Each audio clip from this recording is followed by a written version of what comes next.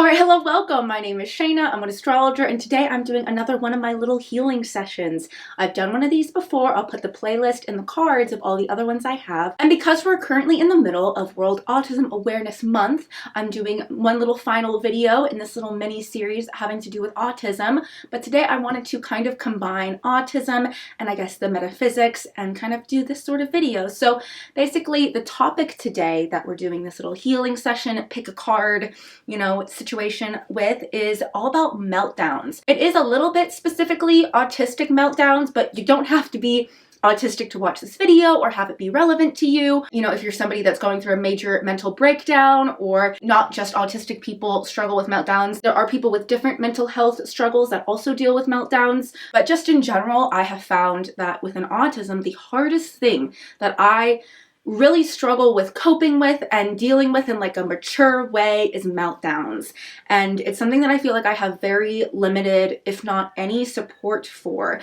So that's kind of why I wanted to make this video. So I did want to preface this with like a big disclaimer that this does not substitute any professional help. I'm not licensed in psychology and I'm not a licensed therapist. It's none of this. I'm not trying to replace licensed help, okay? I can't do that. That's not what I'm trying to do. If this is a situation where you're really struggling, you're maybe in the middle of a meltdown and it's getting really aggressive, this might not be the perfect video, right? This isn't to solve everything. But if meltdowns are something that you're struggling with, sometimes it can be hard to find help, especially free help, honestly. I can't afford to go to a therapist. I'm sure many people are in the same boat that I am. And sometimes therapy just isn't what I need. I really like a lot more like metaphysical, spiritual healings. I can talk all I want, but sometimes we need to rework that stuff in here. So that's kind of what this is for. Also, I'm hoping that for you, this will kind of help identify where the meltdowns are coming from, where they're stemming from, why they're happening, and just kind of go over and see where it's kind of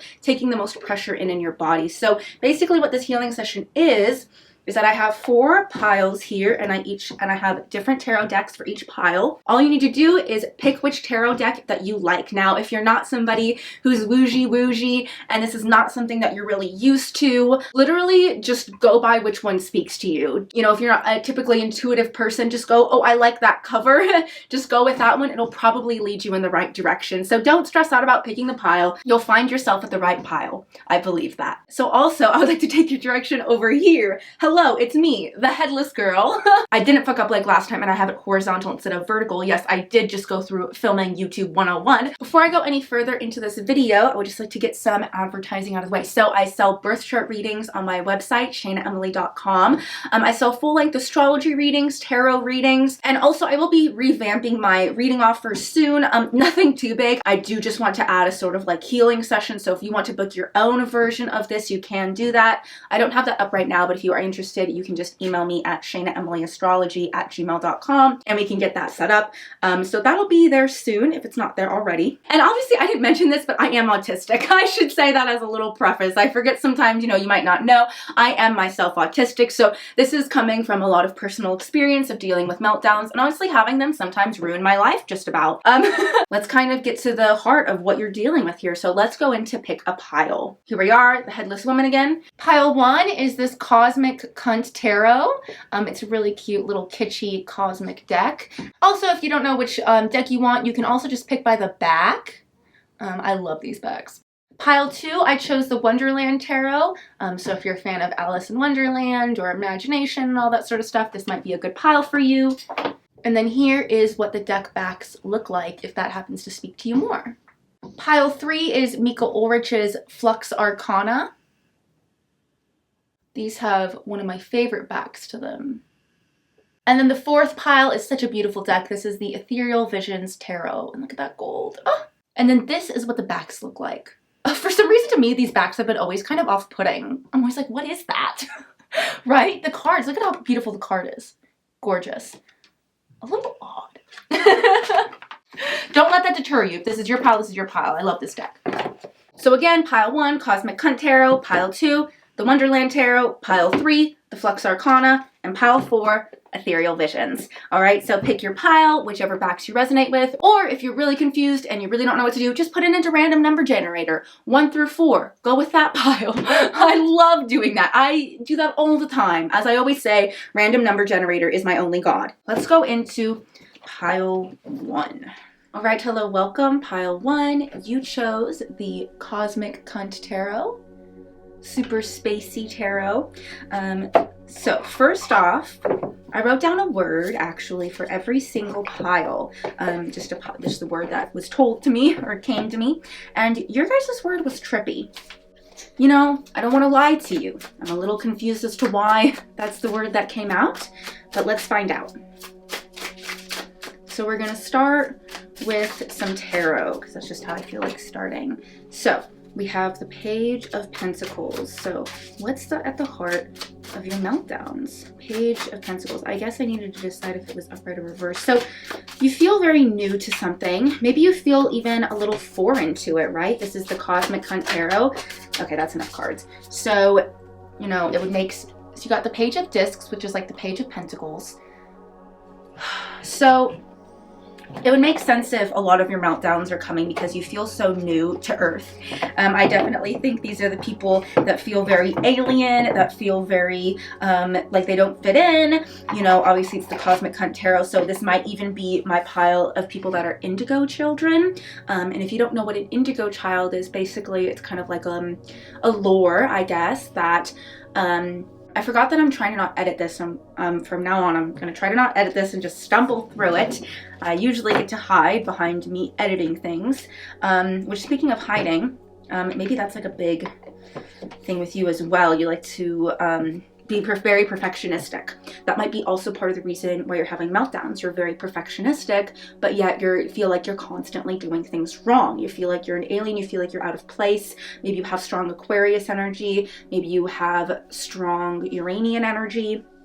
And basically what an indigo child is, these people are very smart, very creative, and they're, you know, the lore is that they're put on this earth to basically forward it. Basically, I don't know what else to call it, like the myth, the lore, I like the lore. The lore says that indigo children are children that have never spent any lifetime on Earth. They've spent their lifetimes, their previous lifetimes or their soul or whatever it might be on different planets that are far more ahead, you know, especially like metaphysically, spiritually, science, maths, all that kind of stuff. I said maths like I'm British.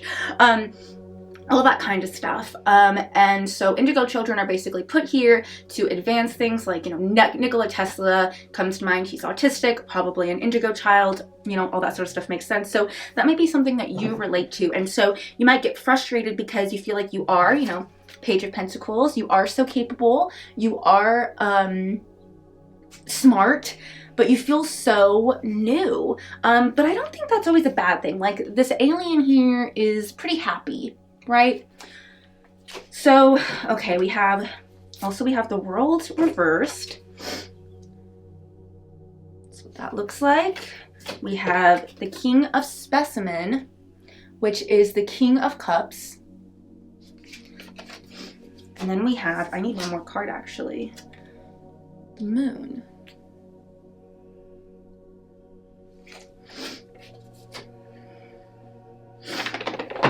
So I set it up like a little Celtic cross here. Oh, here you go, King of Discs. It fell right out. Let me show you this card. This is the King of Pentacles. Actually, that kind of, and this is in the past position. Moon is in the future position. King of Specimen is above. The World reversed is below. Sorry, I'm trying to let you see it, but I feel like no matter what I do, it's hard for you to see this. Okay, so basically how I'm reading this is exactly like I said, like you came from this place of this King of Pentacles, of being very advanced, you know, especially like how you make your mark in this world. And now for some reason you're not feeling that way. Or I think because of when you have meltdowns, it's because you're not feeling competent. It's because you're not feeling capable. You're feeling so new to maybe social things or emotional things or just practicality. Like maybe you have problems with rules because so many discs or pentacles that are coming out. You know, rules might be something that you struggle with. You want to maybe make your own rules, King of Discs. Maybe you came from a place where you were able to make your own rules, do your own thing, lead your own way. And now maybe you're having to maybe learn other people's rules, learn other people's things. And that's what causes you so much frustration. At the bottom of this Celtic cross is the world reversed, which says to me that you think that there is a cycle that should be finished by now, or you think, well, I see it as like you think you should be really good and complete at this one thing. Like, I think this pile's meltdown is very specific to one event. That's kind of what I'm getting. I'm getting that it's like something just happened that made you feel very incapable, that made you feel like, I thought I was going to get a promotion, I thought I was going to get a raise, I thought I should be doing better by now, I thought that I was over these beginning things and I should be on to a next stage of completion, but it's not there yet because you still have so much to learn. And what you have so much to learn, maybe that's like the indigo child Achilles heel, is that you're super creative, super capable, but there's some sort of emotional disconnect, right? Because you have above here, we have the King of Specimen, which is like the King of Cups, and to the side, again, we have the Moon. And it came out reversed, but I think it's upright. I think the Moon came out reversed because it's telling me that you're not connected with your emotions, you're not connected with your intuition, you're not connected and you're not letting your soul lead the way. You know, you're maybe, I mean, it makes sense with meltdowns, like, it's a big kind of explosive amount of emotional energy. And so above here, it's the King of Cups. So it's kind of saying what you need to learn still, at least this is how I'm reading, what you need to learn still is emotional management. But also allowing your emotions to come out, being okay with them, being accepting of them. In fact, like, seeing them just as important as being capable, as making the right decision, as, you know, being, even with rules, sometimes rules are just there to make somebody happy or make somebody feel better or whatever it might be. And that might be very frustrating to you. So it's just saying, like, recognize that there's a person behind there that has emotions and feelings, and also doing that with yourself too. Like, maybe sometimes you know, I want to say, why did I want to say circumvent your feelings? You pass by your feelings, you override them, and you don't let yourself feel them, which is, you know, as we know, a huge, huge thing that comes with autism and meltdowns. Okay, so the 3 on the die has come up. I really like these die. I was using, these are how the houses in astrology. So these correlate. Basically what I have up here is, the chart of what's going on right now. So I'm kind of doing this in a way of horary astrology. And you got the 3rd house, and the 3rd house in the sky right now, it's just in Libra. It's actually completely empty. So to me, because it's empty,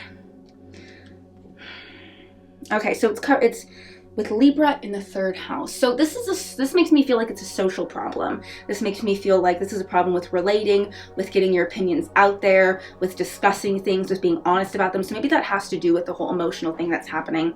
Maybe there's a lack of venting going on, or, you know what, I actually saw, this is so funny. I saw a title to this video today, and it was like, why venting is bad. And I was like, I don't even want to listen to that. I don't even want to be told why venting is bad. I don't know what I would do without it, but maybe that's a video we both need to watch. Maybe this is saying, like, you're, I don't know, like, you're, I mean, I guess when we vent, sometimes we can, like, radicalize things, and we can just kind of, you know, keep us going and rehashing old cycles. So that might be a possibility of what you're doing. Maybe you're going over the same thing over and over. Like I said, it's this one situation. It's like you're fixated on it. You can't get off of it. You're just talking about it. You're going over and over again, and it's hard for you to get out of that box. And I do want to say the fact that there's literally not even an asteroid. It's the only empty house in the entire chart, actually, right now that's going on. And so maybe it's like, actually, you're needing to gain positive communication. Maybe you're needing to be more open about the other side, right? Maybe you've vented about this forever and ever, and you're so aggressive, and you know you're right, but maybe it's not about being right or wrong. Maybe it's just about kind of finding the peace.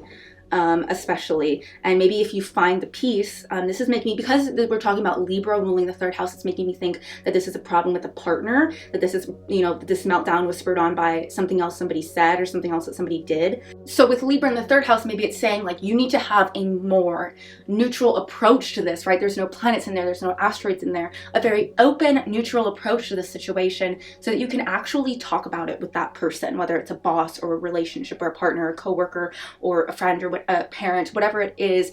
You need to kind of dissolve anything that you thought about it in the past, right? Even like King of Pentacles, oh, I know, you know, King of Pentacles knows everything, right? Maybe kind of dissolving that. And again, it's not about who's right and who's wrong. It's not me saying you're right or you're wrong. It's just me saying that in order to kind of like fix the situation, it seems, you need to come with a little bit more of a little bit of openness, right? A little bit of like, maybe I don't know where they're coming from because they don't know where I'm coming from. That's probably also the thing, like they don't know where you're coming from, you don't know where they're coming from. And so just kind of opening up that dialogue might actually help things a little bit more. The next thing I want to do before I'm going to look at your kind of, this is, I always make kind of this the head and this the feet. I'm going to go through your chakras and see what's kind of the most out of whack. But I have this little book here. Let me show it to you because it's cute. This is little fairy book. And throughout the year, I've been writing little quotes in it, like just like automatic writing, things that come to mind. I'm not done with it yet, but I know that what needs to be said is here for this video already. So I'm just going to pick a random page and read it and move on from there.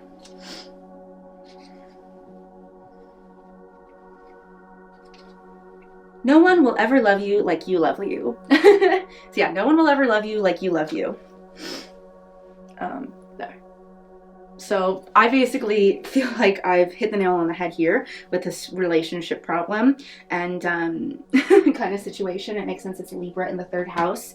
So yeah, it's just kind of that typical, you need to love yourself before you love anybody else kind of thing. Okay, so I kind of get an idea. This to me, this pile seems very autistic, like classically kind of autistic. Like I definitely think most of the people, you know what, I'm just going to say this right now. I'm going to like make this known and put this out in the universe. This pile is only people that are autistic. So if you have gone to this pile and you're wondering if you're autistic, this might be a sign that you really are. If you're not sure or whatever it might be, or if you don't even know, that might be actually a big piece of the puzzle. All right, let me see what degree. It's at 9 degrees Libra, so it's at the Sagittarius degree. So yeah, it's kind of saying no one will love you like you love you. Like Sagittarius is very bold. It's very, I'm going to change it to this color. It's very bold. It's very brazen. It's very, sometimes it can be not like aggressive, not like mean, but like explosive. And so there might have been an explosive argument or conversation or, also it has a lot, you know, Sagittarius, especially within like the third house, can have a lot to do with like poor planning ahead. So maybe it was the situation where you kind of like freaked out at your partner and exploded and didn't really think things through when you said them. That could also be a possibility as well. Yeah, I really think this is a meltdown that's being signified by a relationship of some sort. Again, it doesn't have to be, you know, boyfriend, girlfriend, whatever. It's some sort of other person that I think spurred this on. And I think it also is coming from, you know, very Libran, you know, securities of not being loved, of not being fully accepted. But again, it's like kind of, the cards are saying like the moon in the future, you have to accept yourself. You have to love yourself. You have to accept your emotional life first, before anybody else can, you know. So let's just check in with your chakras. This is, if you don't know, there's 7 chakras, I should say. They go down here. Let's start with your crown, which is up here. So this has to do with basically, oh, no. Yeah. Oh, we're starting, oh my God, sorry.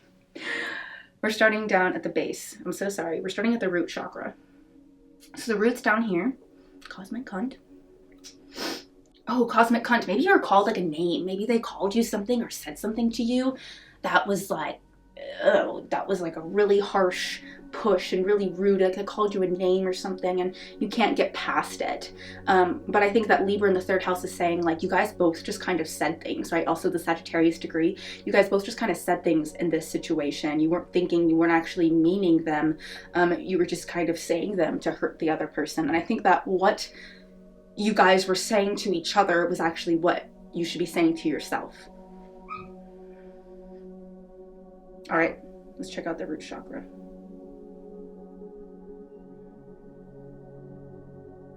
This seems good.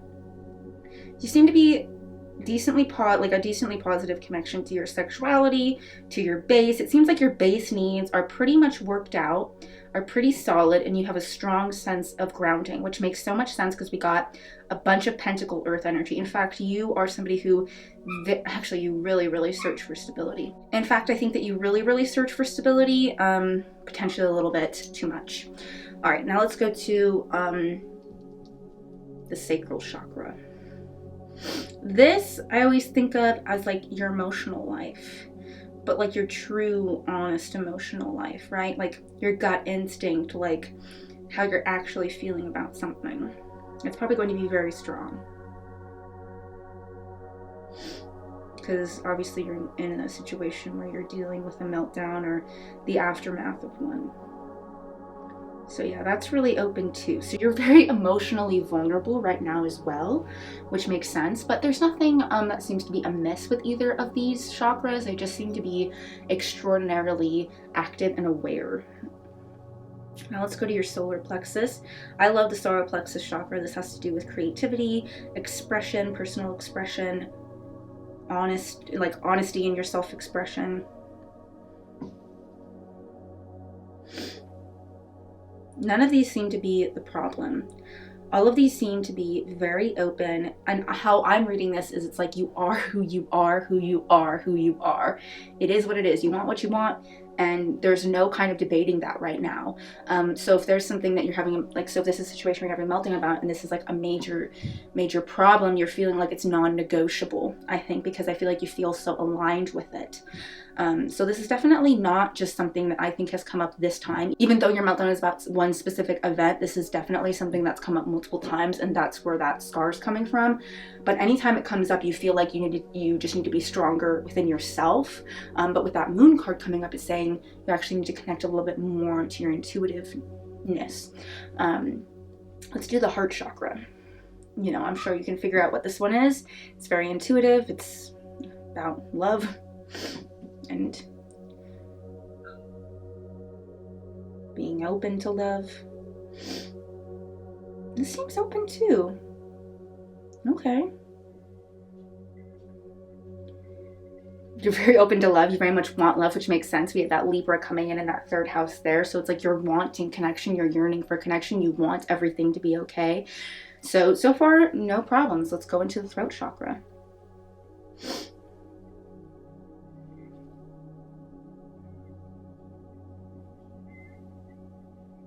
I will honestly be surprised if this one moves.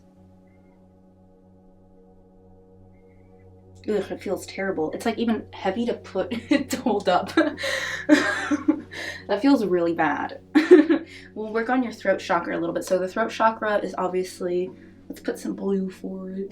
The throat chakra, I don't know why I keep changing it so much.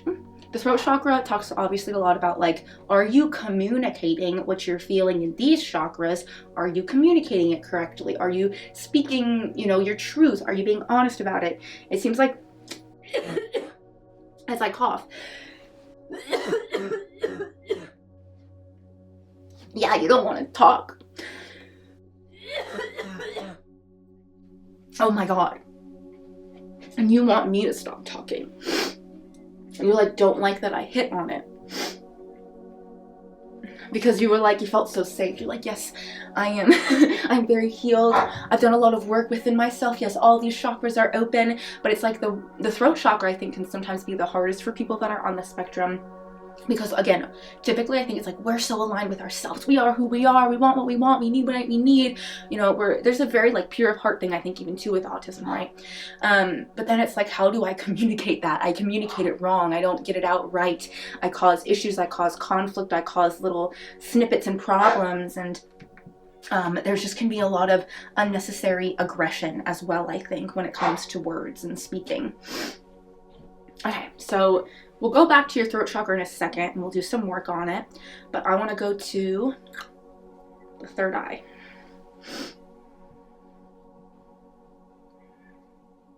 So this obviously, it's about clairvoyance. We all know that people say, oh, your third eye's open, that kind of stuff.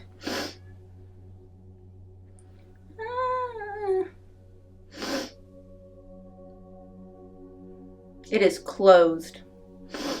You are not, yeah, the moon, yeah, that makes sense. I saw that moon reverse card. I keep going back to that card, but yeah, you are not actually aligned with, you're just out of whack, I think. I think you're a little out of whack. It's almost like your body is set on like a different time and day than like the world is set at.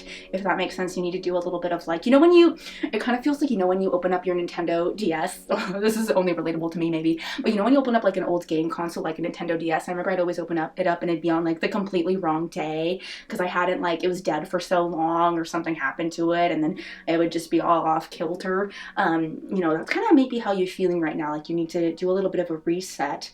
Like you're a little bit off kilter. Like it's almost like I feel like if you're supposed to be like, if this is a path and you're supposed to be like on the line, you're, for some reason, it's like video game glitching and you're like below the surface and you're like glitching out a little bit as far as alignment goes. I know that's a little bit of a obtuse thing to say, but I think it kind of feels like you're a little bit like stumbly or glitchy or like there's something off or you're not fully aligned with events right now. It's like you're not trusting events right now. You're not trusting what should happen at the time that it should, right? The moon reversed, you need to kind of accept that things are going as they should be going. You don't want to accept this problem. You don't want to accept this argument within this relationship. You've, I think, had relationships that have had the same argument before. You have these same problems before. I think they are directly related to autism as well. You don't want to believe that you're actually having this problem again. So I think that's part of the reason why you're like off kilter, because you're like, no, I should be ahead of this. I should be past this. I shouldn't be going, you know, off. This is off, you know? So I think that's how you're feeling. Maybe you haven't had a meltdown in a very long time. And maybe the last one you had was about the same thing. Okay, now we're going to do your crown. So this is just kind of the connection to the divine.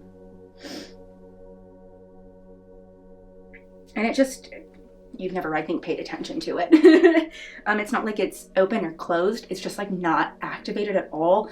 Because, I mean, this might not be true. This is my head. I feel like to activate the crown, you need to activate the third eye first, right? I think with yours, it's kind of like it's going up, right? The base, your root, it's so weird, the cosmic cut, right?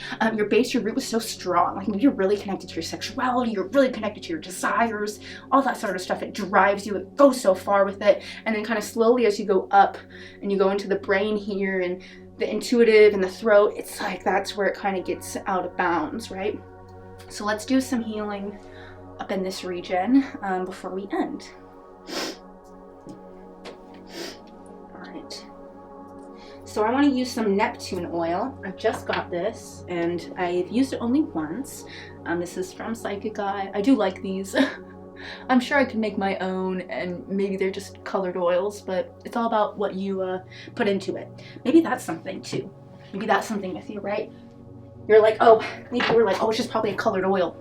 But I want to be like, so what if it is? So what if it's just a colored oil? Like, you know, I'm such a sentimental person. Maybe you aren't with that moon stuff and all that pentacle stuff. Like I'm such a sentimental person that I'm like, but the time that I bought it and where I bought it and, you know, all the stuff that I put onto it like makes it what it is. So it doesn't even need to be anything. It can be a bottle of nothing. But the fact that I say it's this and the world kind of affirms that and it says it online and it says it on there kind of makes it true in my head. And maybe that's not really the attitude that you have. You're like maybe wanting to prove everything a little bit more, or like you feel like there needs to be more spiritual rules, again, rules, you know, oh, this isn't following the rules that I know kind of situation. So let's kind of anoint you with this, and what I want you to do is kind of breathe in and just don't think about anything.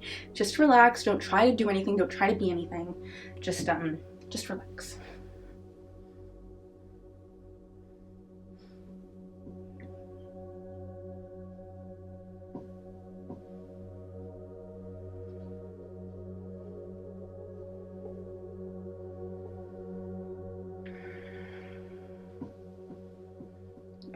So I think I want to move some of the energy here, right? Because there's a lot of energy in the mid body here, and kind of push it up.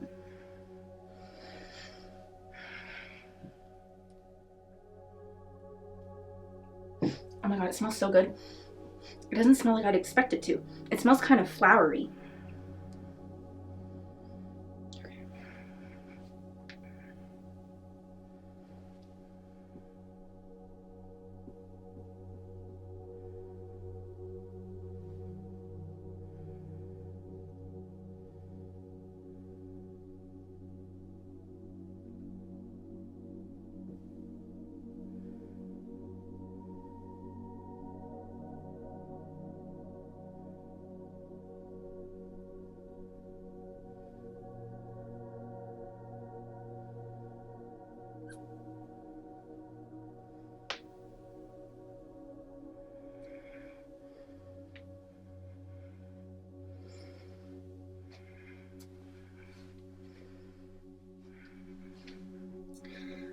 whatever thoughts that are coming to you right now are the things that you need to say. Maybe not to somebody else, who knows, just to yourself, the things that you need to emphasize. I think the things that you're thinking right now are actually not for somebody else, they're for you.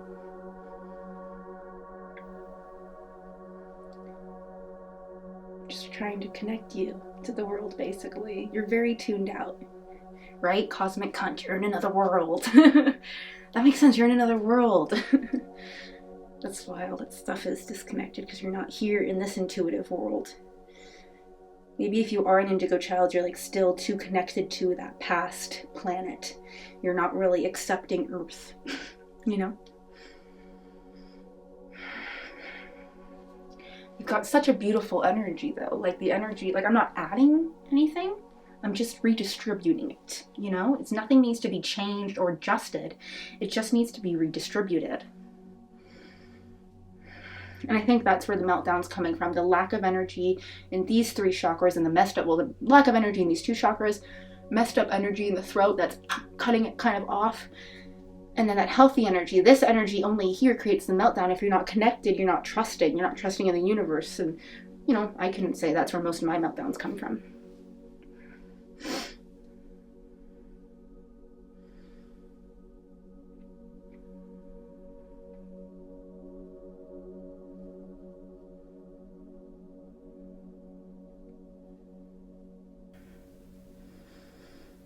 You feel good, honestly.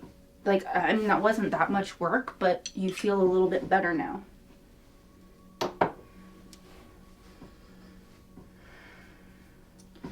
There's more stuff going on. Okay, I would like to say the throat chakra needs some help in itself, right? I feel like we're getting these 2 kind of working again. You're feeling a little bit more. I feel like even this reading kind of helped you connect a little bit more with the universe. And maybe you're trusting in it a little bit more after feeling like you resonate with this. So that's good. I want to do just something small with the throat. I can't leave you without doing it. Let's just try to activate it. You're like, no, don't. You like want to stay quiet, I think. You're too scared, I think, to say how it is you're feeling. Same.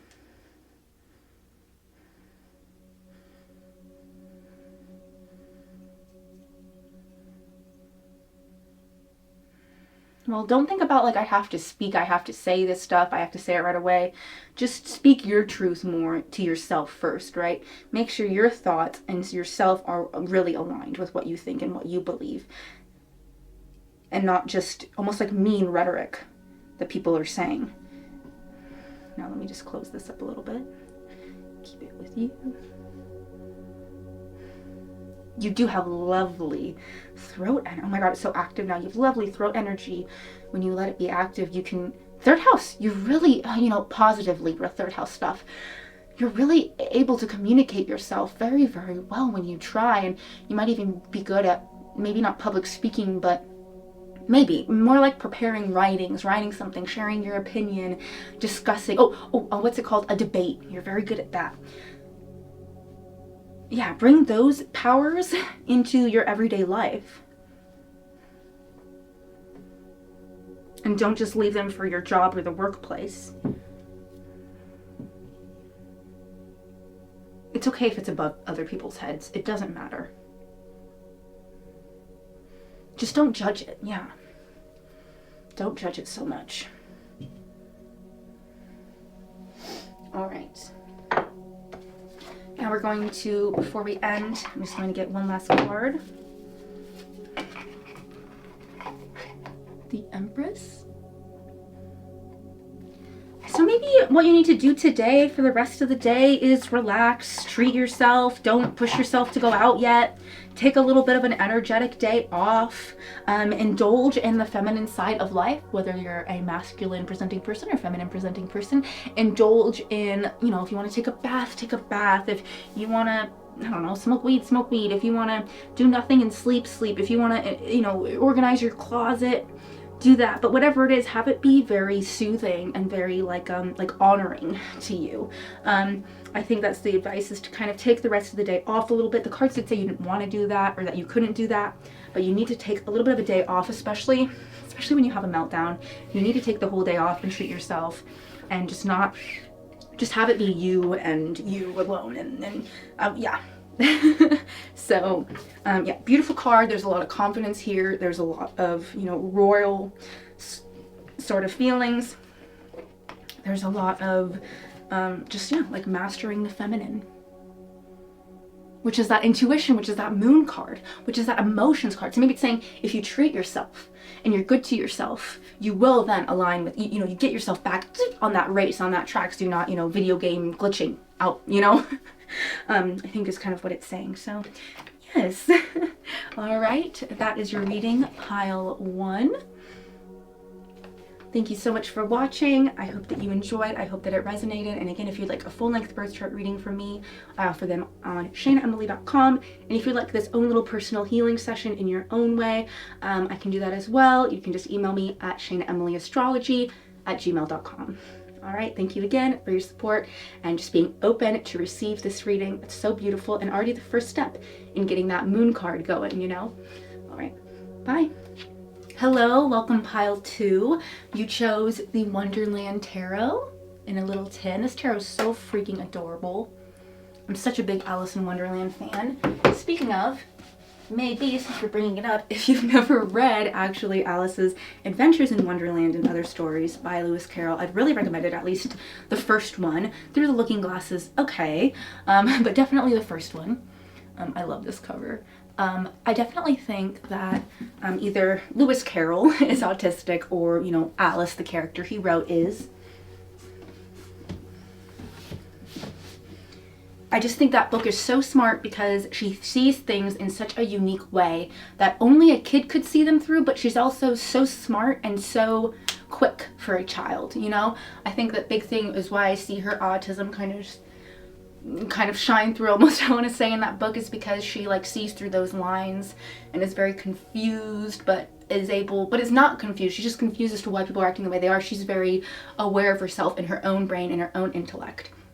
That may be something that you resonate with as well with.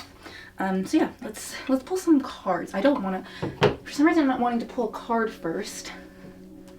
Let's turn this on. I'm getting a lot of creative, fun energy in here, which is interesting because we're talking about meltdowns. So the first thing that I'm going to do is I'm going to pick an incense, actually. You might be somebody, this might be the pile that's like really connected with scent, really, it just that affects a lot of things. Maybe this is also the pile that your environment affects you a lot.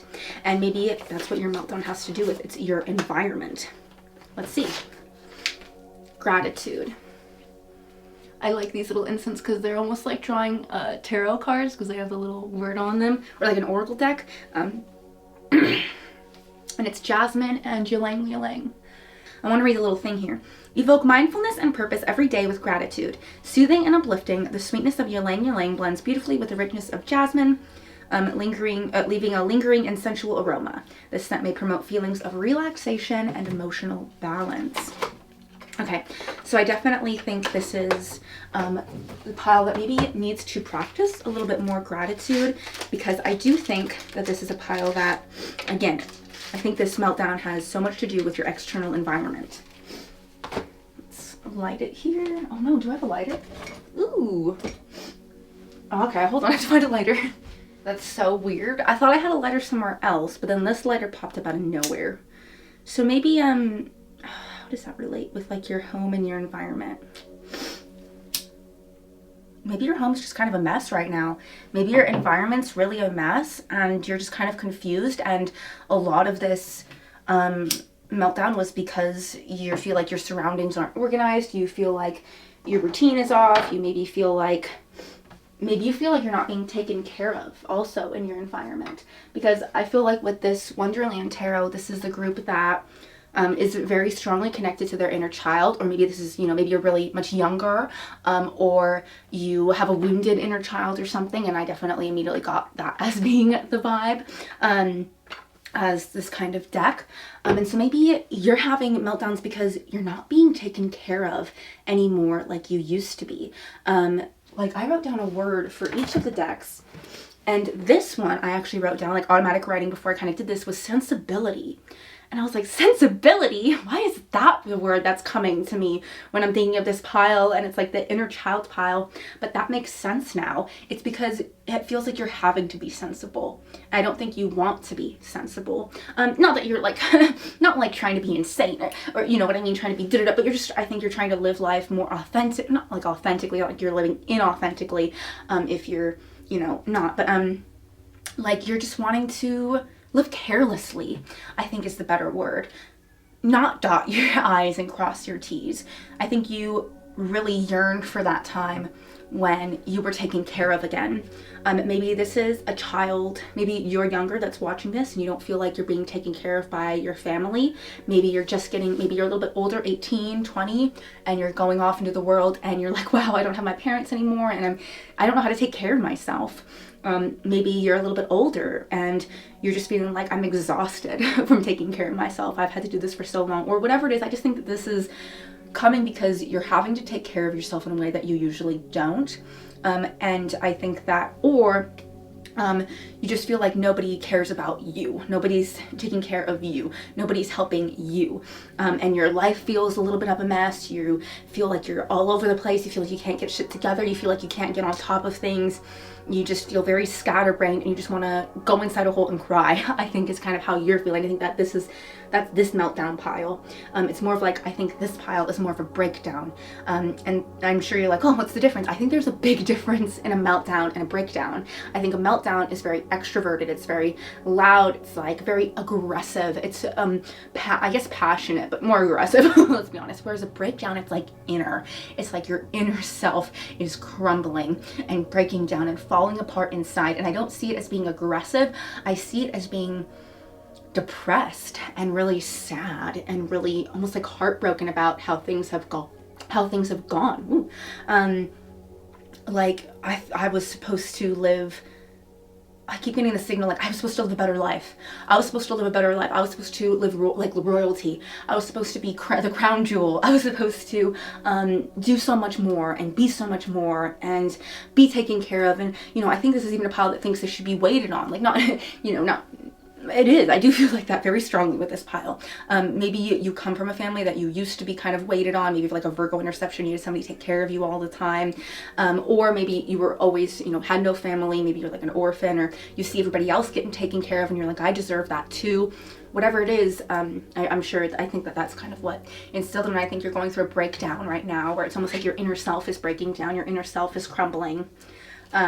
And you're kind of having to repair it, but it's almost like you still don't want to repair it because then you have to take care of yourself again. And you don't want to take care of yourself. I think this pile wants to let themselves crumble a little bit in hopes that someone will save them. I will say I do not, I mean, maybe this pile is autistic or not, but I don't think that these problems are related as much to autism as the other pile. Now, again, this isn't need to be autistic specific, but it's just to mention. So if you're not autistic, that would make sense. Or if what you're dealing with right now, you don't feel like it's related as much to your autism, that would make sense as well. Uranus. Let's see what Uranus is happening with right now. Here, I'll show you. This is my little planetary die. I love this thing, and I drew Uranus. So I feel like this pile actually only needs 2 tarot cards, but really only 1. You just want the second one because you don't like the first one. But well, let's see. Oh, fuck, I pressed it back. God damn it, I'm so fucking dumb. I just love to waste my time. I think you're frustrated. I think you're missing something, Shaina. And it's that there are some people out there that don't mind taking care of themselves. They're just tired because they feel like they're spinning their wheel, right? I think it's less that you're like, you know, I think there are some people out there that just don't want to do it. You're maybe very water sign, Pisces, Cancer, and you just don't want to have to deal with it. Or you're like a bunch of fire and air and you don't want to have to deal with it. But I also think there's this group of people out there that's like, why do I keep on winding my own wheel with taking care of myself, right? Why do I keep picking up after myself if it's just gonna get messy again? Why do I keep on trying to make things organized and put things together and, you know, get this shit how I want it to, and it's just like I'm spinning my own, I'm not moving forward. So why would I keep doing this? I keep on having to backtrack. Like, you're like, I did my laundry last week, I have to do it again, I have to do it again, and I have to do it again. I want that to stop. I want that cycle to stop. And that cycle, you know, might be kind of what is causing you to have a breakdown. Basically, the way that I'm doing this, in case you haven't heard, is I'm using kind of horary astrology, which is where you kind of ask a question, and basically what the chart is at the time that you ask the question is your answer to your question.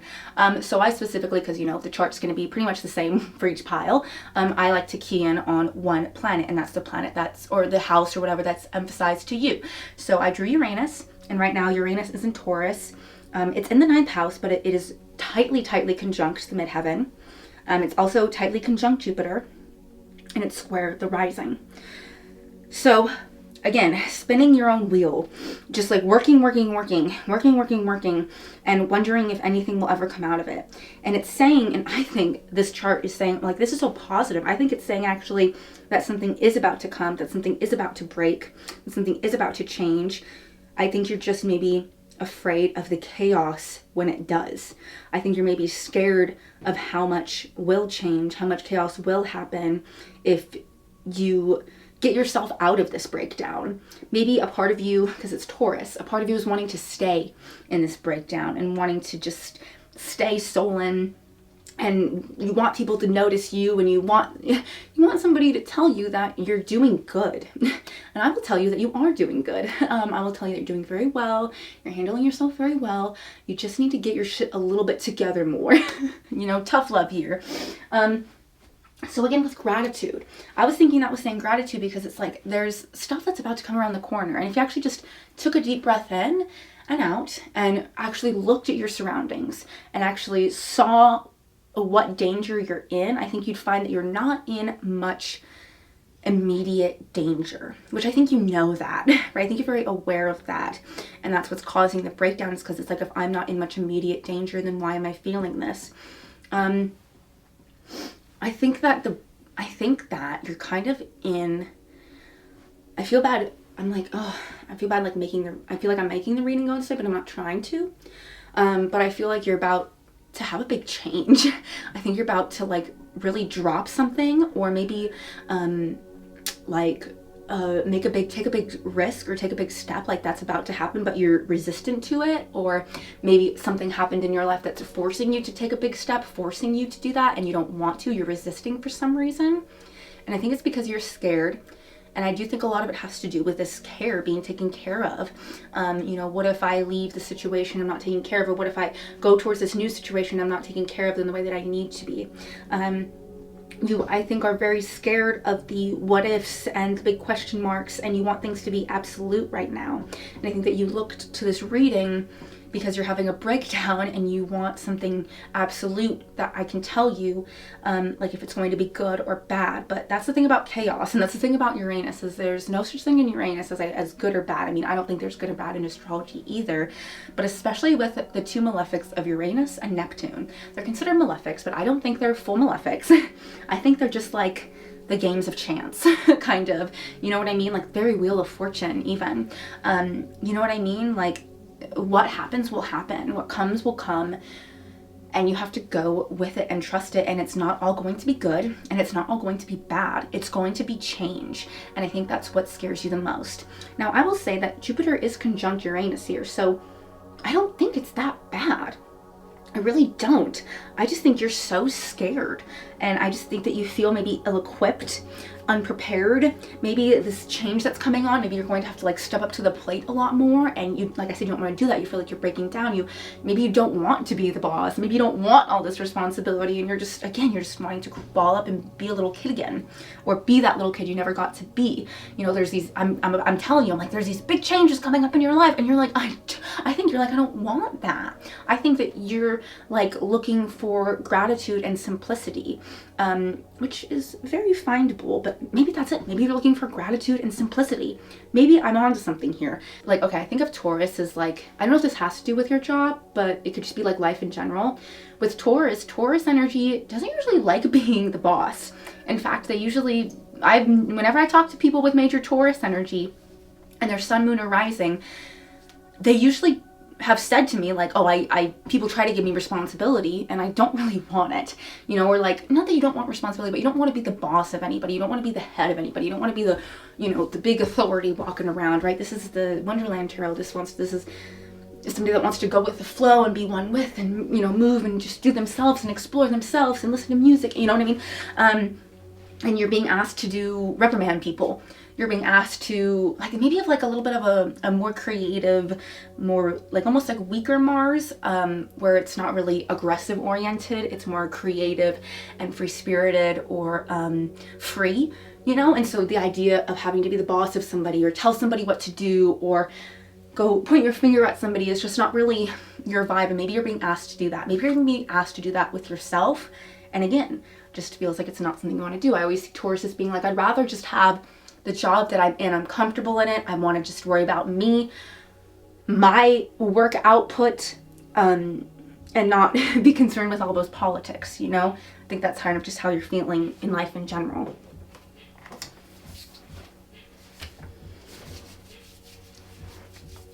I'm assuming we're going to be able to hear that.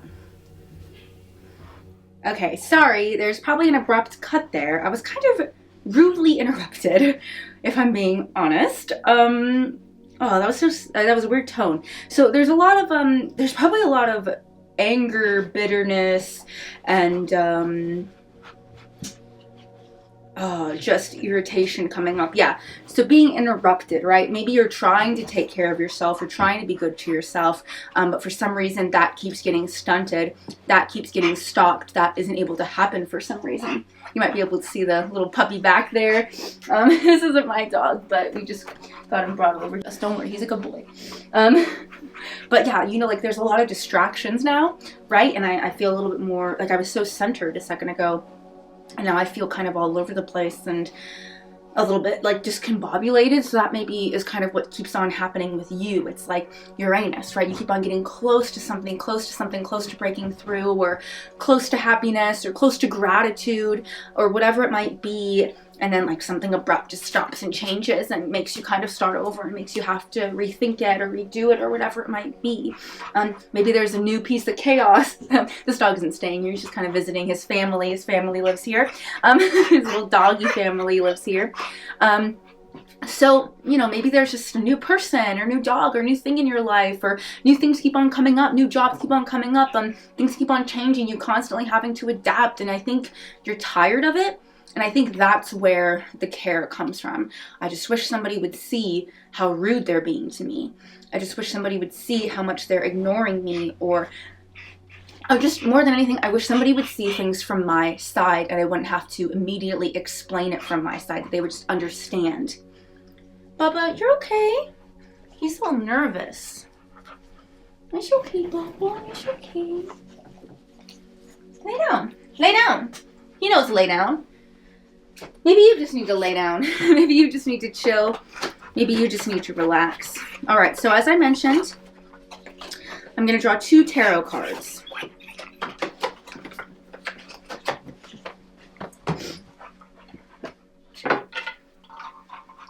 This is the first one. The Queen of Peppermills. Oh, I'm so bad with this deck. I never remember what these significators are. It might be wands. I'm so sorry. I will look into it in a second. I don't mind when people change the like wands, cups, but only if they're intuitive. Like if they're ones that I can't just like look at and just immediately know, then no, you shouldn't be changing it. You know what I mean? Sorry if you can hear the dog. He's kind of having a little bit of a freak out himself. Maybe you're having a breakdown because you're in a new environment, because you're feeling new and out of place and everybody else is very comfortable in it. Maybe that's where that care comes from. Like, nobody cares that I've never done this before. Nobody cares that I'm new to this circumstance. Nobody cares that I feel so foreign to this and I feel so alone, right? And that might be why you're connecting with your inner child a little bit more. And then we have the 6 of Peppermills right here. Okay, so let's see what Peppermills are. Let me make sure they're wands, because I might be wrong. Okay, it is the Suit of Wands, so I was correct. So no need to doubt yourself, okay? Right? So, the Queen of Wands and the Six of Wands. So this is actually indicative of a really big victory, of something to celebrate, of something to be proud of something to enjoy. Actually, gosh, this dog is being so loud. Come here, Bubba. Come on, just hang out over here.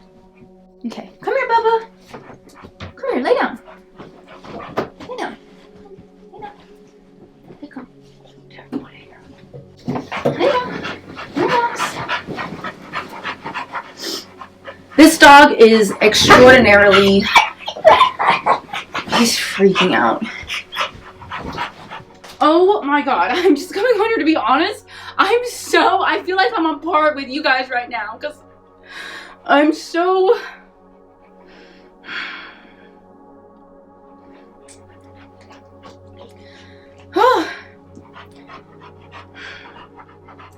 This dog.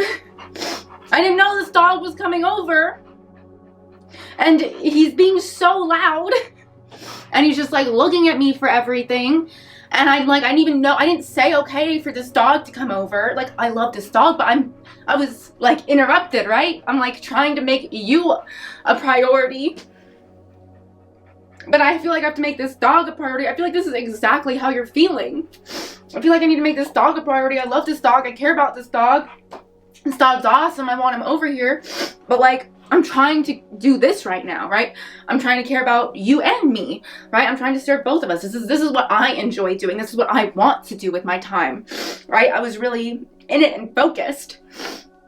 And I think that you just keep on getting the same thing. Like, there keeps on being these changes and these like abrupt things. And it's like, it's conjunct Jupiter. It's not bad. This dog's amazing. This is a great, I'm going to enjoy sleeping with him. And I love that he gets to see his family.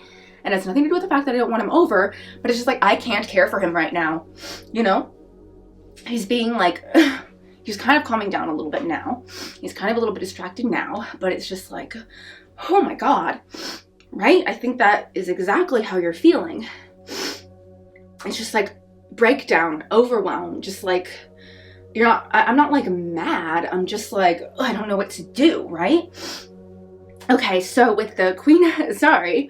Oh, it's a very weird pile. With the Queen of Wands and the Six of Wands and the Gratitude card, I think you're actually in a really good place. I think that you enjoy where you're at, or enjoy your company, or enjoy yourself. I think that you're just a little overwhelmed by all that's coming at you, all these wands. And you're having to remain the Queen of Wands, very dignified, very put together, very apropos. Is that even a word? Within that, you're having to maybe be the leader, you know, leading people to victory. There's a lot of really positive things, I think, coming for you around the corner.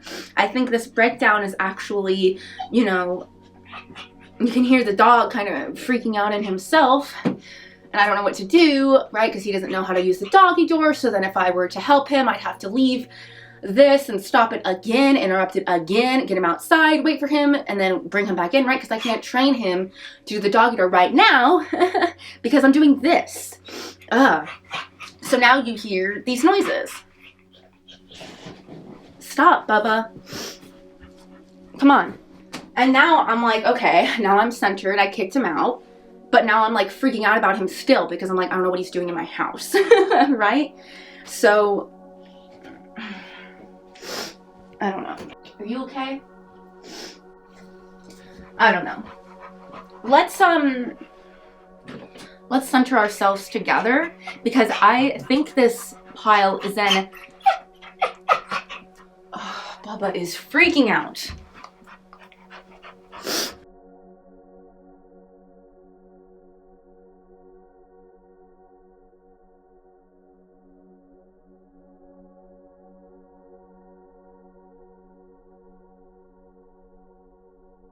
All right, so I'm a little bit more composed. This is definitely the Uranus die was correct. Lots of Wands energy, lots of stuff going on, very active. I think you're just having, I think you're overwhelmed as well. And I just feel like you think that there might not be a real kind of correct answer. And that's kind of where the breakdown's coming. I don't think there's actually, the reason why I think you got gratitude is because, again, I don't think there's anything really, really wrong. It's just more like overwhelm and frustration and a breakdown. Okay, so let's check in with the body. We're going to go through the chakras with my little pendulum. But first I'm actually going to draw, or I guess read a little thing out of this booklet. So I picked up this booklet. It's really cute. And basically at first it was going to be like a thing where I like kept it in my purse and I wrote down like little memories that I had when they happened. So I would like remember sweet things, which that actually might be a good idea for you, especially with this Wonderland Tarot. This can be very nostalgic, very reminiscent, you know, so it might be nice if you that might be a nice idea for you to carry a little booklet around and write down good things or happy things that happened for you to kind of reminisce on and look back on when you're feeling a little bit sad or overwhelmed. That also might help you with gratitude, because I don't think you got gratitude because you're incapable of it. I think you just got it because it's kind of trying to remind you of it, you know, like just trying to say that you're okay, you know, even if this is a very overwhelming situation, which it is. So let's see here. So basically what I did in here instead, what it wound up turning into was I just wound up writing quotes. Like automatic writing is accidentally what it turned into. And then it kind of turned into like a fortune telling system. So I'm using it for the first time. I haven't completed it. I still have some left, but the message that you're supposed to get is going to be in here. So these were just automatic writing things that would just kind of come to me. Okay, yeah, this is the first one, and I felt like you should get the first one. You can always make a wish, but do you know what you will do when it comes true? That's like super the Wonderland Tarot. I'm actually a big fan of the concept of the monkey's paw, which is kind of like what you wish for, you'll get back, but you'll get it back literally. So be careful what you wish for, because it might not be what you want, or it might not be what you think it is, or you might not be as prepared for it as you think you are. So you might have gotten your wish, or you might be getting your wish, but you also might be scared that you're not ready for it, or it's not what you thought it was, or you want to have more control over how it comes out, or whatever it might be. I think that's just kind of like that's like that wand's energy. It's like there's a wish that's been granted, but for some reason it's a little bit scary to you right now, and it's causing you to have a breakdown. I feel like this is a pile that's having a breakdown because of something more positive. And I think maybe they're even overwhelmed, it might leave. So this is my little pendulum. It's a little moonstone. And basically what I'm going to do is you got 7 chakras down here, and we're just going to really quickly kind of go down and assess the chakras, see what's out of line, what's out of balance, what might need some work. So we're going to actually start at the crown.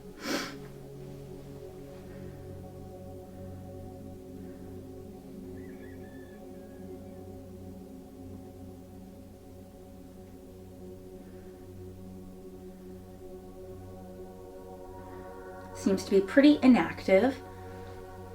Now let's start at the third eye.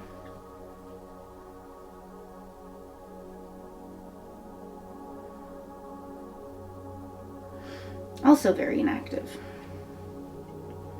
Now let's start at the throat.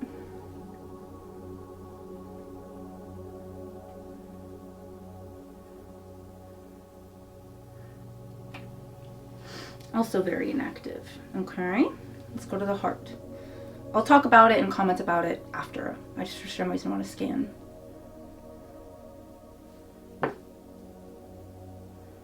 Okay.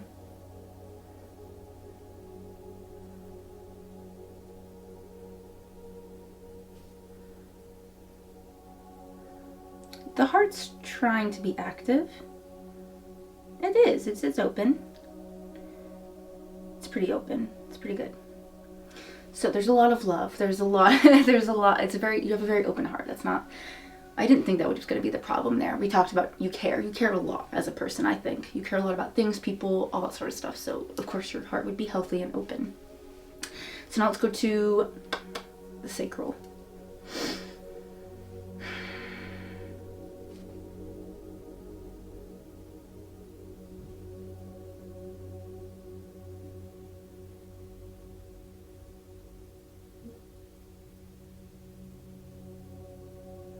Okay, also open. Okay, now let's go to the solar plexus.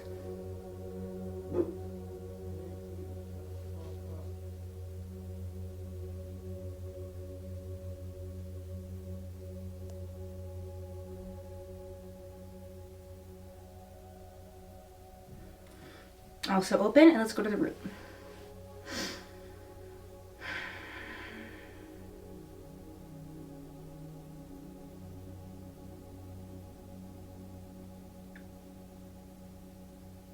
Very similar to the last pile, actually, except your root chakra is very closed and theirs was open.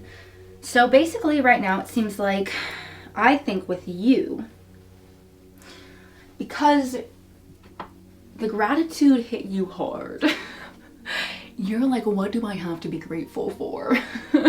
I think is how you're programmed right now.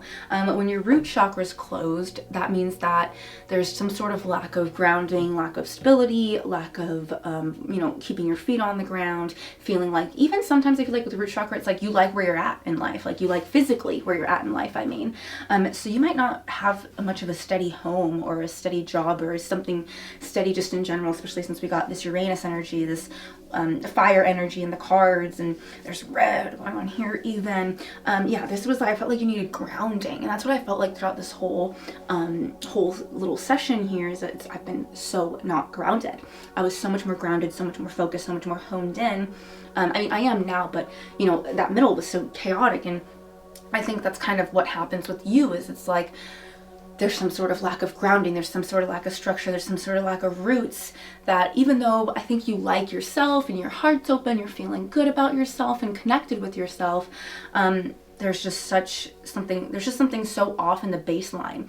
That's what I mentioned, like the abandonment might be a theme, the inner child healing, all that sort of stuff is a big thing. And I think that actually the only reason why the throat and the third eye and the crown are closed is just because your root chakra is not activated.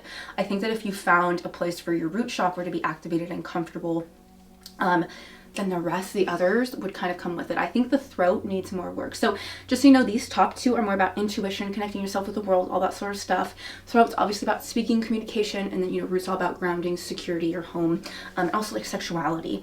Maybe you're going through a very low time sexually, where you're not really connected to yourself sexually, or you don't feel like that confident about yourself in that way. So doing some exercises and getting closer to your sexuality yourself might also actually really benefit you in this breakdown as well. Not that it's all about sex, but it'll connect you to your body more is what I'm trying to say. And you need to be connected to your body more.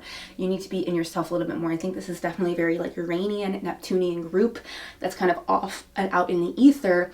And because you're so off and out there, it's easy to detach yourself and disconnect yourself from your own body. And that's where that breakdown comes in. And maybe you have breakdowns and that's the only time you really feel connected to yourself. Maybe you feel like, maybe you have problems with, what's it called when you like are out of your own body and you don't I can't think of what that's called. I'll put the word right here.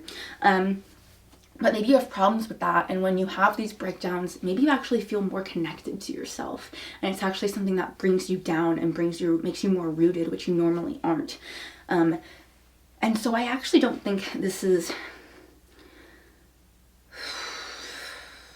that negative. It's just you're in a transition period.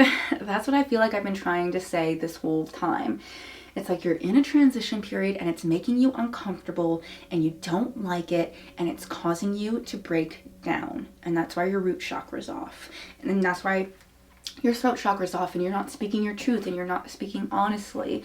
And that's why, you're not connected and you feel like you're not on your path, even though I think that you are based off of these tarot cards.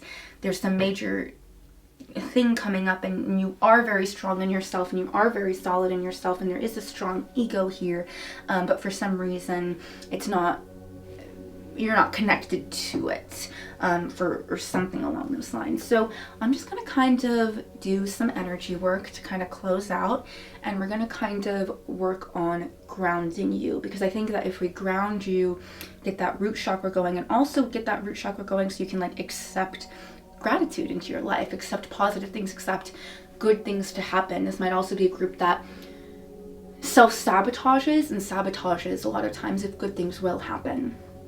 You know, this might be a little bit, well, it's Taurus energy. So you also might get like fixed in your comforts, fixed in the devil you know rather than the devil you don't, right? And you're being forced to go towards the devil you don't know. And I think that's really scaring you, but I don't think it's a bad thing. I think it's actually a fantastic, hugely positive thing. So yeah, basically, let's just do some grounding before we close out this session.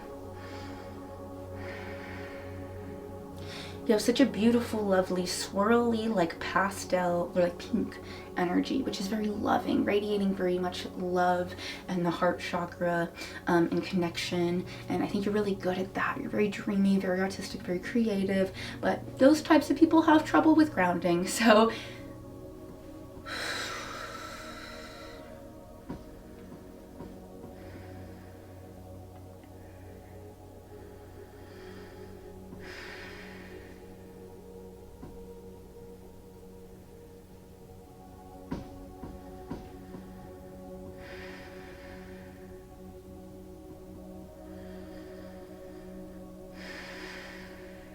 just kind of breathe with me for a second.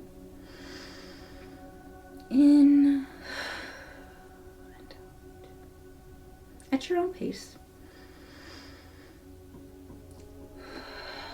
Don't overthink breathing. Just be at your own pace, be in your body. Don't go breathe to my pace. Breathe to yours. Connect with yourself.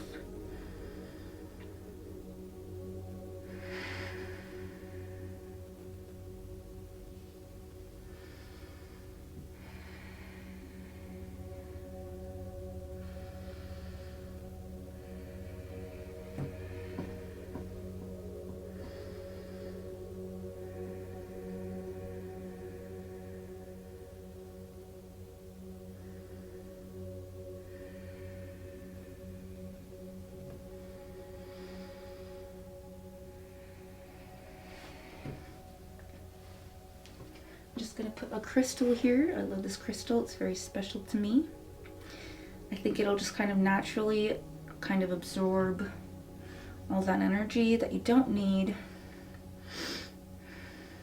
That's excess, that's just kind of floating around, that's not grounding you or supporting you.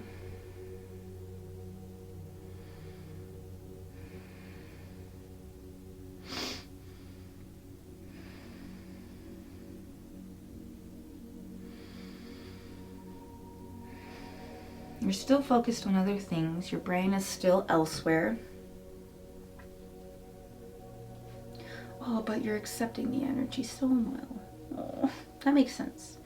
You seem like that kind of person that's trusting in a very positive way. Not overly trusting, but rather very pure of heart trusting.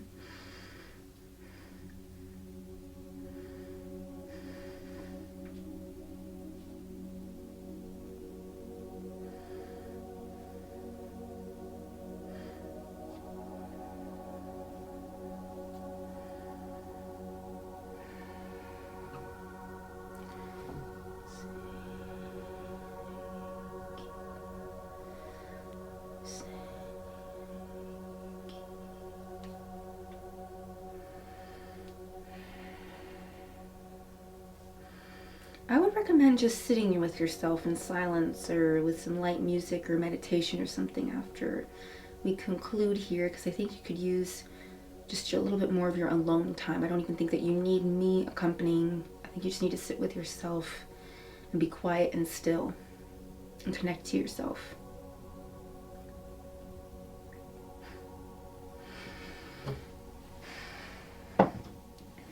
All right.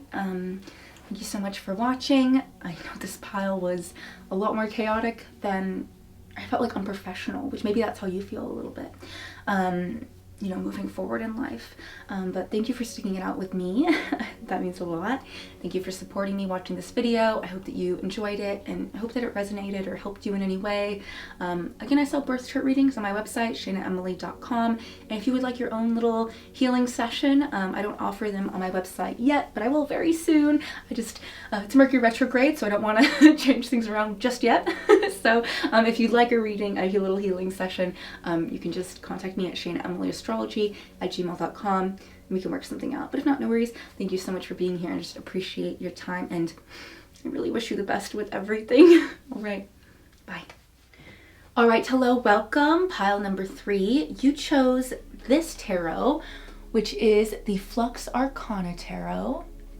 And actually, I don't want to tell anyone because I figured if people knew there was an extra special little oracle deck to this pile, they would all pick it. And I wanted people to be honest. But I also grabbed a little oracle deck. This is the Mildred Payne's Oracle of Black Enchantments, the Blood Edition. I think these two decks obviously go really well together. Now, I don't know this deck like off the top of my head, so I am going to be using the guidebook along with it, which is...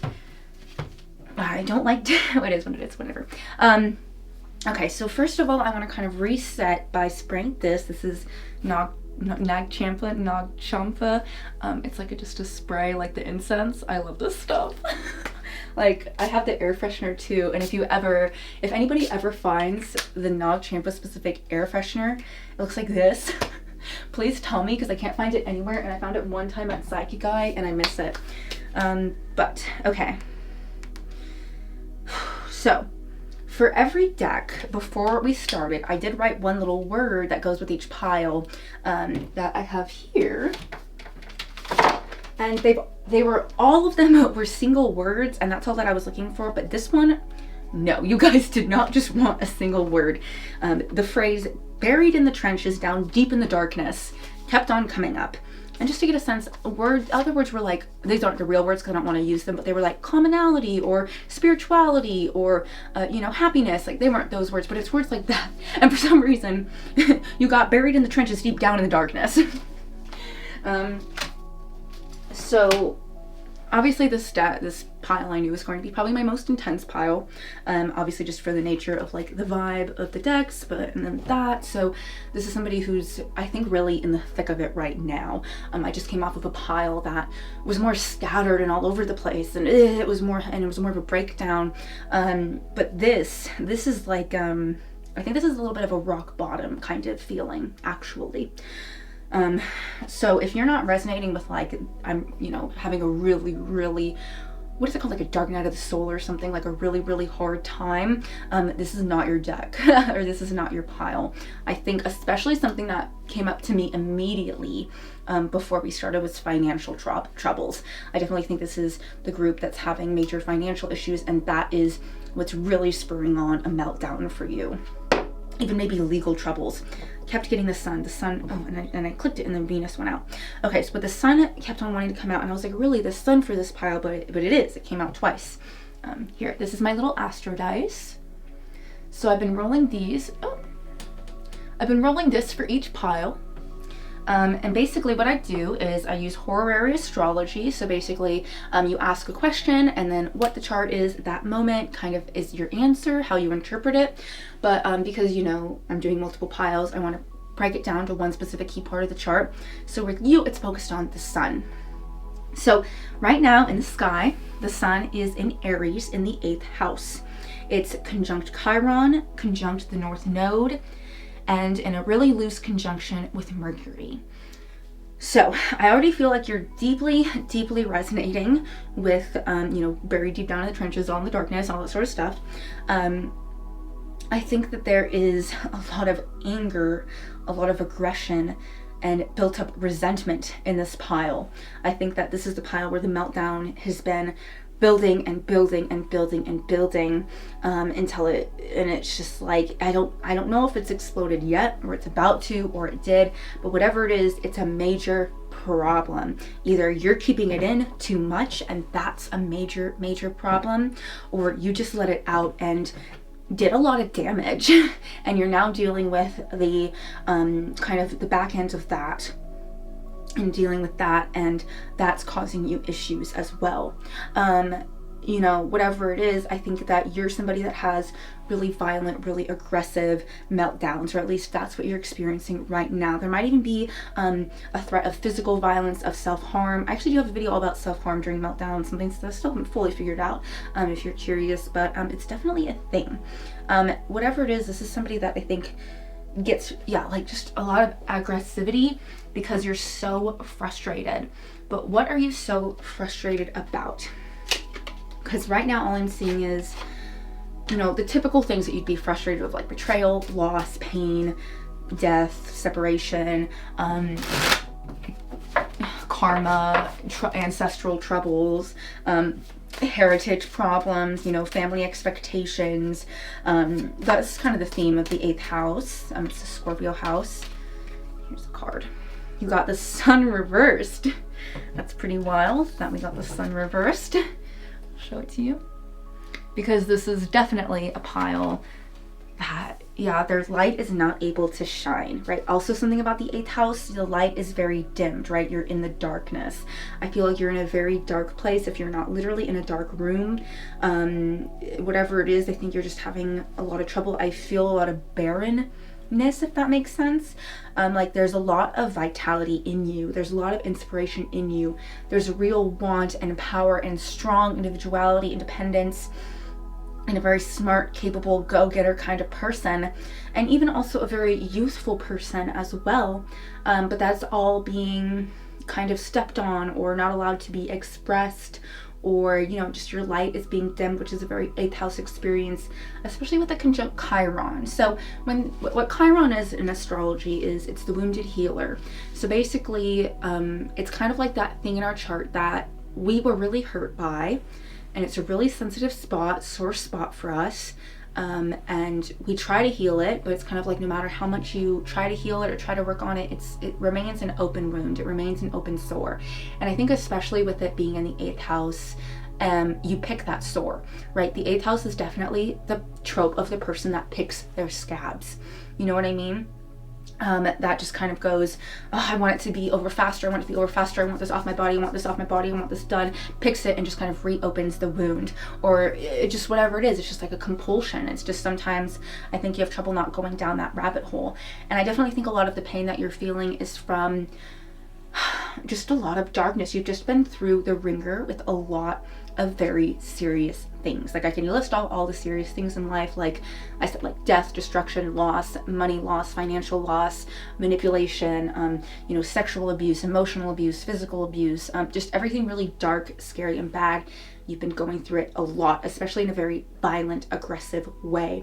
And you feel like you have lost your light. You feel like you don't know where it is anymore. You feel like you don't have a personality. You maybe feel like you've lost your sense of self.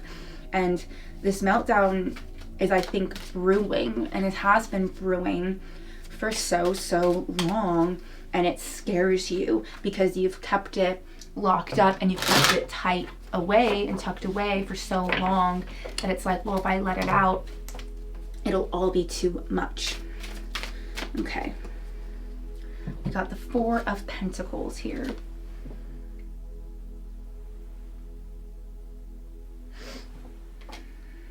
So finances are definitely at play here. When I usually read the 4 of Pentacles, there's usually a lot of worry. There's a lot of hoarding. That's also something with the 8th house, hoarding. You might have felt like you've been through so much loss and so much pain that you have to hang on to things, and you have trouble holding them lightly. You just hang on to them, and I think that also breeds resentment. Like I said, I think that this is a pile that hasn't had a meltdown in a long time, and it's almost like it's unavoidable because it's just been building up for so long. But again, it's like too destructive that it's like, how do you even let this out at this point? Because it's gone on for too long and nobody will understand, because this is something that's been kind of playing within you for so long. And I also think, like, yeah, hoarding your possessions. I think that you're very scared that anything that you have is going to be taken away from you, whether that be people, whether that be things, whether that be security, whether that be safety. And maybe you feel like it has, or the threat is always there. Whether it's there or not, it feels like it's always there. And so you feel like you have to hang on to everyone and everything so tightly. And I think it's not even that you care. Like the last pile cared a lot, and that was the problem. I think your issue is that you almost like don't care about the things that you're hanging on to, but you feel like you should. You feel like, oh, if I let that go, then I'm letting myself go, or I'm betraying myself, or I should care, or something about it. Something about the way that you are holding on to your environment and your things is causing a lot of problems. I think it's also hanging on to past hurts, hanging on to past resentment. I think that if you are going through a meltdown, it has nothing to do with what's going on right now. I think it had, which the last pile had everything to do with what was going on at that exact moment. This pile has nothing to do with what's going on at that exact moment. It has everything to do with what went on in the past and what will go on. And that's kind of what you're tripping over. So this is not a pile that's living in the moment at all. Right? Four of Pentacles energy, Sun reversed energy, that's not energy of people that are living in the moment. They're very much living in their past, living in a feared future, scared of the future. Like I think of in the Rider-Waite deck of the Four Pentacles, he's like gripping those coins and he's hugging them and he's holding them so tight and doesn't want anyone to see them or have them, or you know what it means. And so because of that, I think that also makes you lonely. I think that you're not sharing. Let's see. Okay, we got 35, but it's reversed. Let me show you this picture because these all have like kind of scenes on them. Something religious here. I mean, the 8th house usually does rule or deal with a lot of religious trauma. It's not always, but it definitely, I find it to be a big theme of being indicative of that. And this card makes me think of that. Let's see here. I turned right to it. So this is the card. I'll put it here. So this is the card. The card title is Salvation. So there you go. Yeah, I was absolutely correct. The falling woman's prayers have been answered. 3-winged souls swoop from the stars and rescue her, taking her back to the top of the tower where she will find herself safe and sound. So you actually got this reversed. And with the way that I read this deck in particular, because it is the Oracle of Black Enchantment, the upright I consider, and I think he does too, Patrick Valenza, the upright is the dark meaning, it's actually the harsher meaning, and reversed is actually positive. It means you're taking away from the situation, because all these kind of predicaments are usually more negative or harsh, but with the reverse, this is actually the light meaning, so that's actually good. Let's see what it says though. So the dark meaning, which this doesn't resonate with you, but this maybe resonates with something in the past, I still want to read it. Saving something that was better left for dead. Giving status to someone undeserving. Elevating a misguided idea. I think that saving something that was better left for dead. I think that's how you're feeling. Like if I save myself, why even at this point?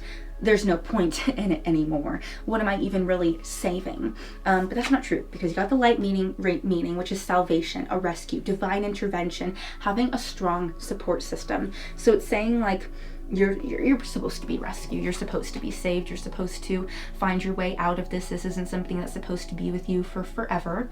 This is something that with acceptance and hope, and also this is very different advice than I normally give because I'm kind of an anti-people person, but I think for you, I think this is actually somebody who maybe there are people that are trying to help you or that have reached out to you, or what I should say is there are people that care around you. I don't think there's a shit ton of people, but I think there's 2 to 3 people in your life, specifically that number, that really do care about you, that really do want to save you, that do really think and know that you're worth saving, and they love you and they want to help you. This didn't dawn on me while I was filming, but it's just staring me right at the face while I'm editing. This might also have to do with somebody that has an addiction, especially to a substance, right? You've hit rock bottom with that substance, and you know, maybe that the people that I'm talking about that it can like save you want to help with some sort of intervention. That might not relate to everyone. It might just relate to one person. That's why I was supposed to add that in here, but okay. But I think because if it's the sun, you're like 3's not enough. 3 doesn't do enough for me. I think that you need a little bit more people to say that they like you and that they want you. I think you need strangers, because it's Aries. I think you need strangers to say that we like you and we want to save you. And I don't feel like you think that you've gotten that. And I think that's where your pain comes from. But you need to recognize that these 3 people or these things or whatever it might be are trying to lift you up, are trying to help you, are trying to get you out of the situation that you've kind of put yourself in a little bit. Now, you didn't originally put yourself here, but you definitely are stuck here because of you and your own power. And what I mean by that is it's a very 8th house theme. you know, 8th house suns especially, they're originally, you know, trapped because, you know, maybe they have a really strict father or patriarch in their life, or, you know, they're not allowed to express their ego. They've never been allowed to express their sense of self. You know, this can deal with somebody that's been literally caged or trapped or whatever it might be, you know, right, 8th house stuff. And what usually happens with the 8th house stuff, especially with Chiron right on top of there, it's like even after that threat goes away, even after that thing is gone and we're free to go, it's like you're so used to being in the 8th house. You're so used to being trapped. You're so used to being like not letting your sun out, not letting your ego out, not showing who you are, not letting that be free and run free, that it's like you're now keeping yourself trapped. You're now like, yeah, you're buried down deep in the trenches. It's like you're so down in there. It's like you can't even, how are you even going to start climbing back up? So you might as well just kind of forfeit and stay down there, right? But this card is saying like, no, you have people that are trying to pull you up. You have people that are trying to get you out. You have people that are trying to save you. You have people that are trying to get you to where you need to go. And you also need to do that yourself. Like you need to do that yourself too. You need to be the support system for yourself. Maybe this is somebody that struggles with addiction as well, or just an addictive like personality. And maybe, like I said, there's financial problems going on right now. So maybe your addiction is connected to your finances and you don't have it. And so it's digging you down that dark hole and it's causing you to go into like a meltdown sort of state where it's more of like a feeling of withdrawal, even if it's not withdrawal literally. All right, let me, let's see here. Okay, cool.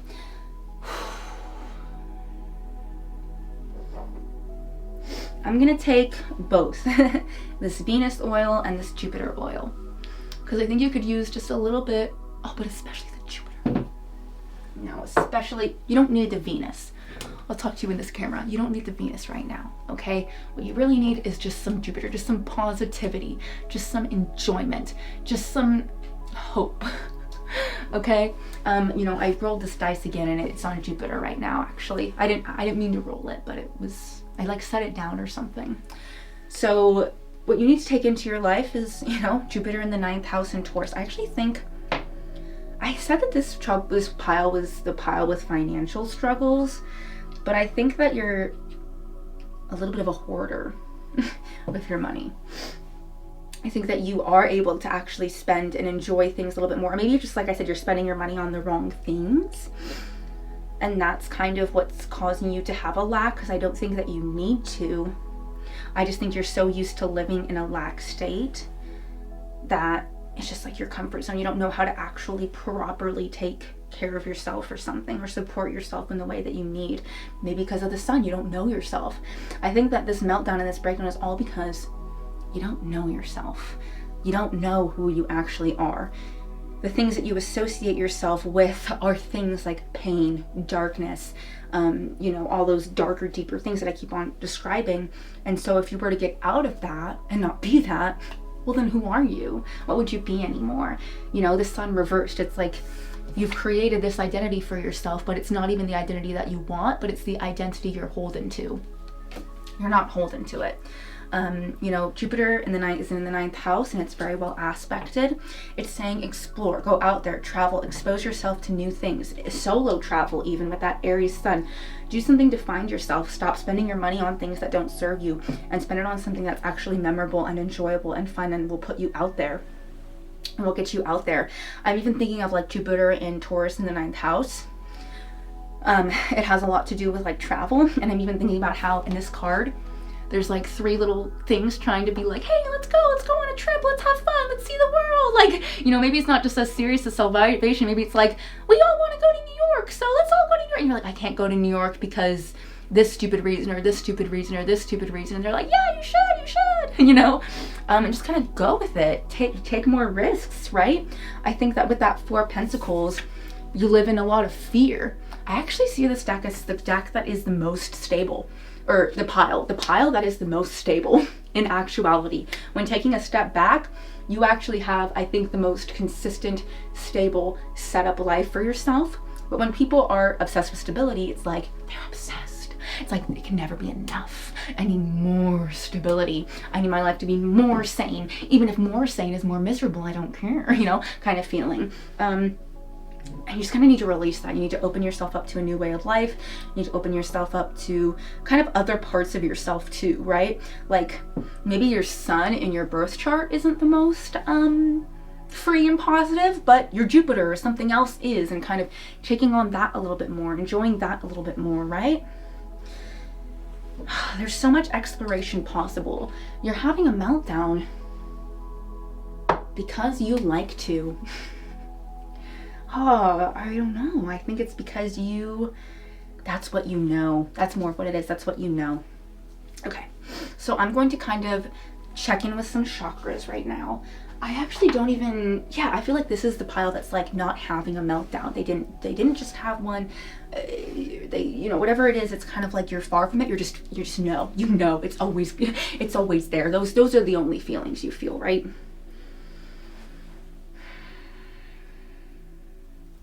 Let's identify where this sits. So instead, with the other piles, I've been kind of like, I'm gonna do this a little different. I've been going through the chakras. I don't think with you it's like a chakra thing. I think it's just like this energy sitting and festering and building up and boiling and even creating disease, I think.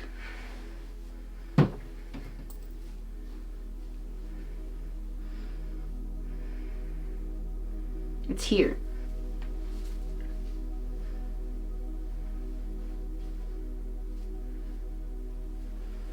It's somewhere here.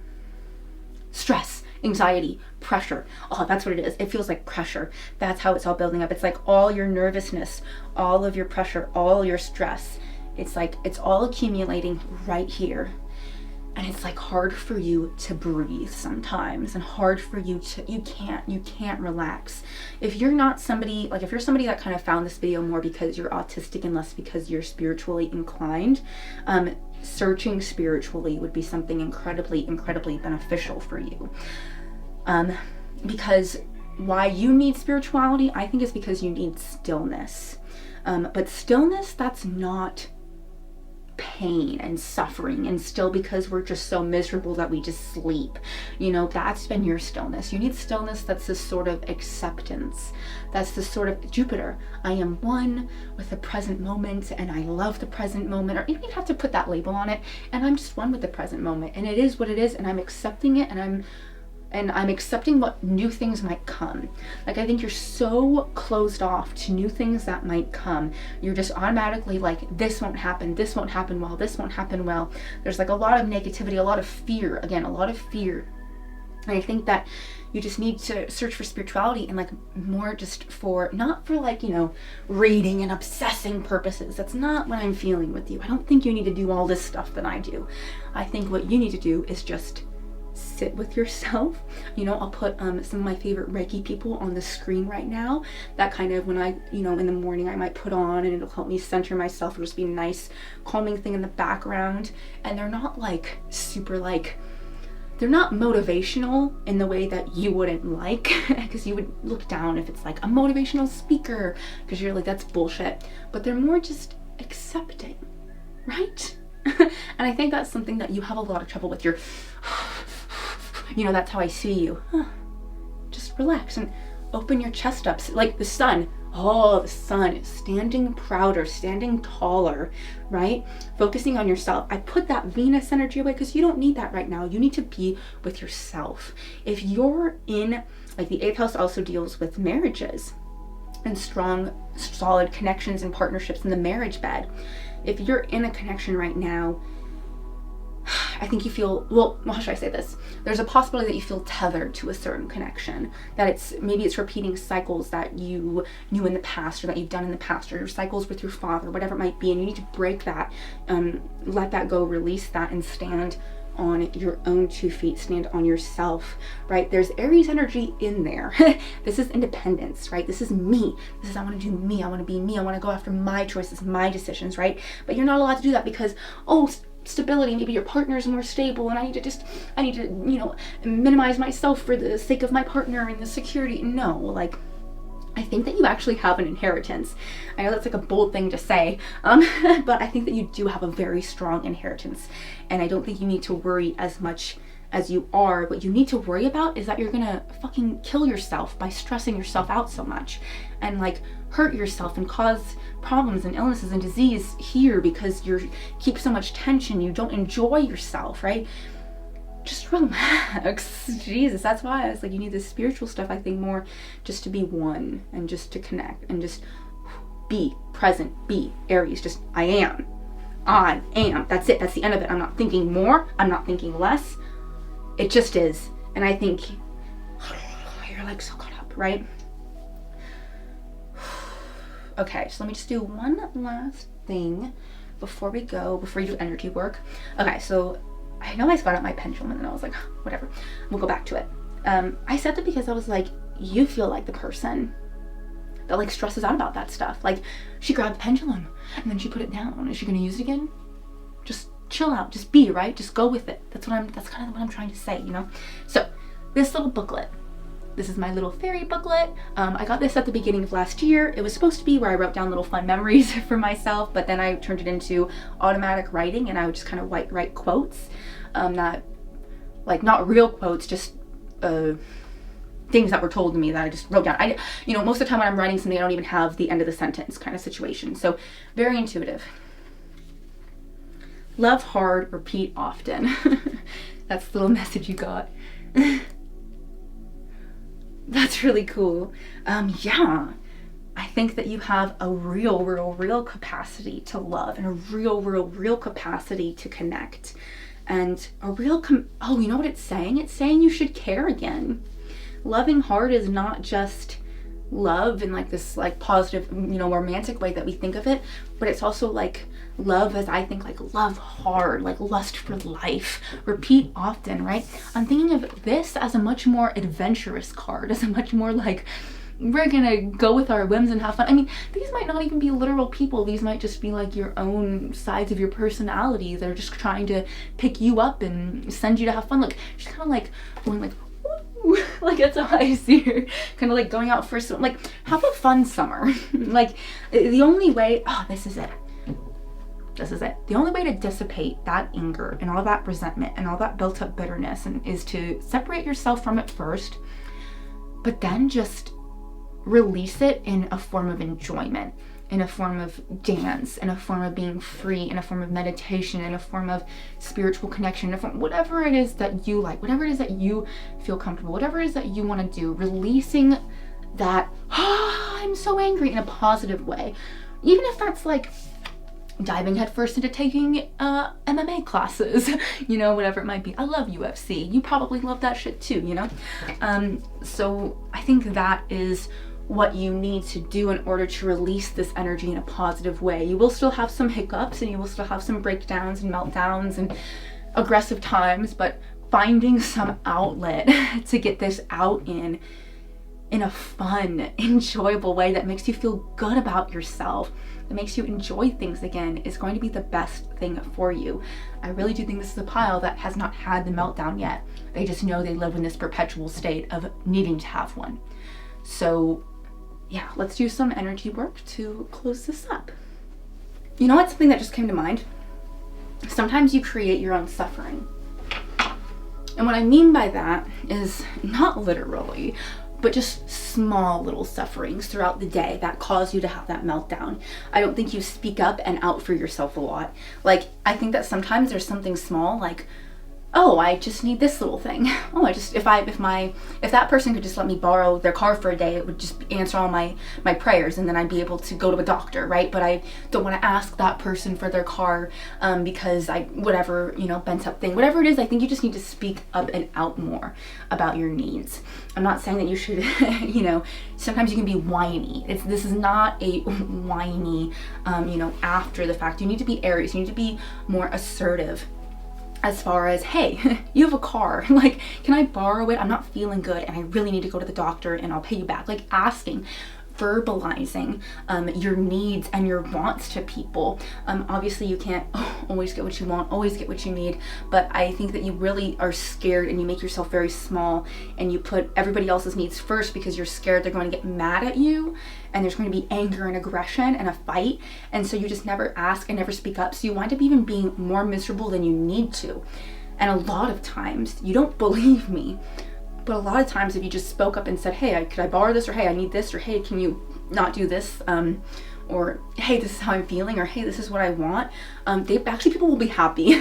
People will actually be happy that you're communicating yourself, because you so rarely do. Like, I feel like you're one of those people that's like, what do I get this person as a gift for their birthday? Because they never articulate what it is that they want, you know? So sometimes it's like, wow, I wish that this person would tell me who they are and what they want, because they're not really telling me. I think that's how sometimes people around you feel.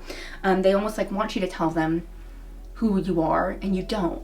You let them decide, and then you act that out, and then you get mad when they're wrong. But it's because you never told them who you are and what you wanted and what you stand for in the first place, out of a fear. I think it's mostly to do with trauma, you know, relating to your first parental or fatherhood, you know, father figure relationship. He probably didn't allow you to do that, but you're out of that now. I really do think you are. And if you're not, I don't know how old you are, but you know what I mean. If you're not, you should probably separate yourself. If you're still, if there's some masculine, because it's the sun, if there's some, even if this isn't a man, if there's some strong masculine figure in your life that you're having a lot of trouble with, or a lot of struggles with, there needs to be some sort of separation, or some sort of break, or some sort of distance right now, I think. Not that you guys need to end things forever, but I think you need to, just in general, I think you need to separate yourself from people. Again, that's the wrong thing to say, because you already do separate yourself from people, but you need to like love. It's love. You need to separate yourself from love and like romantic things, but friendships and love in that way, I think, are good for you. I'm just kind of going all over the place now. Let me center myself. Okay, so here was where we needed to dissipate some of the stress. So before I go, let's just try to work some of this out. You need like a massage. I can't give you a massage, but that's what you need.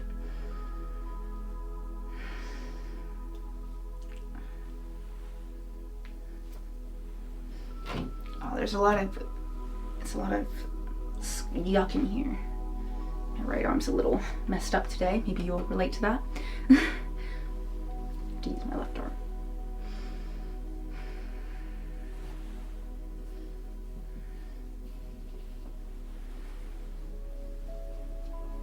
There's a lot of gunk. It's like there's a lot of excess of stuff you don't need and a lack of stuff you do need. Nutritionally too, I think.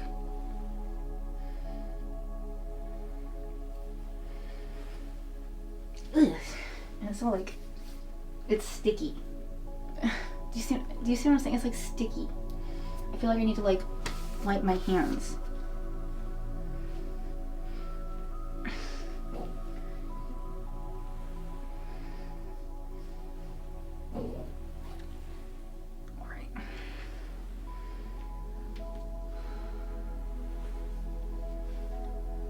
Let's bring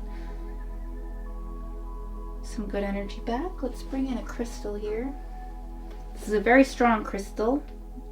I'll show it to you. It's so pretty.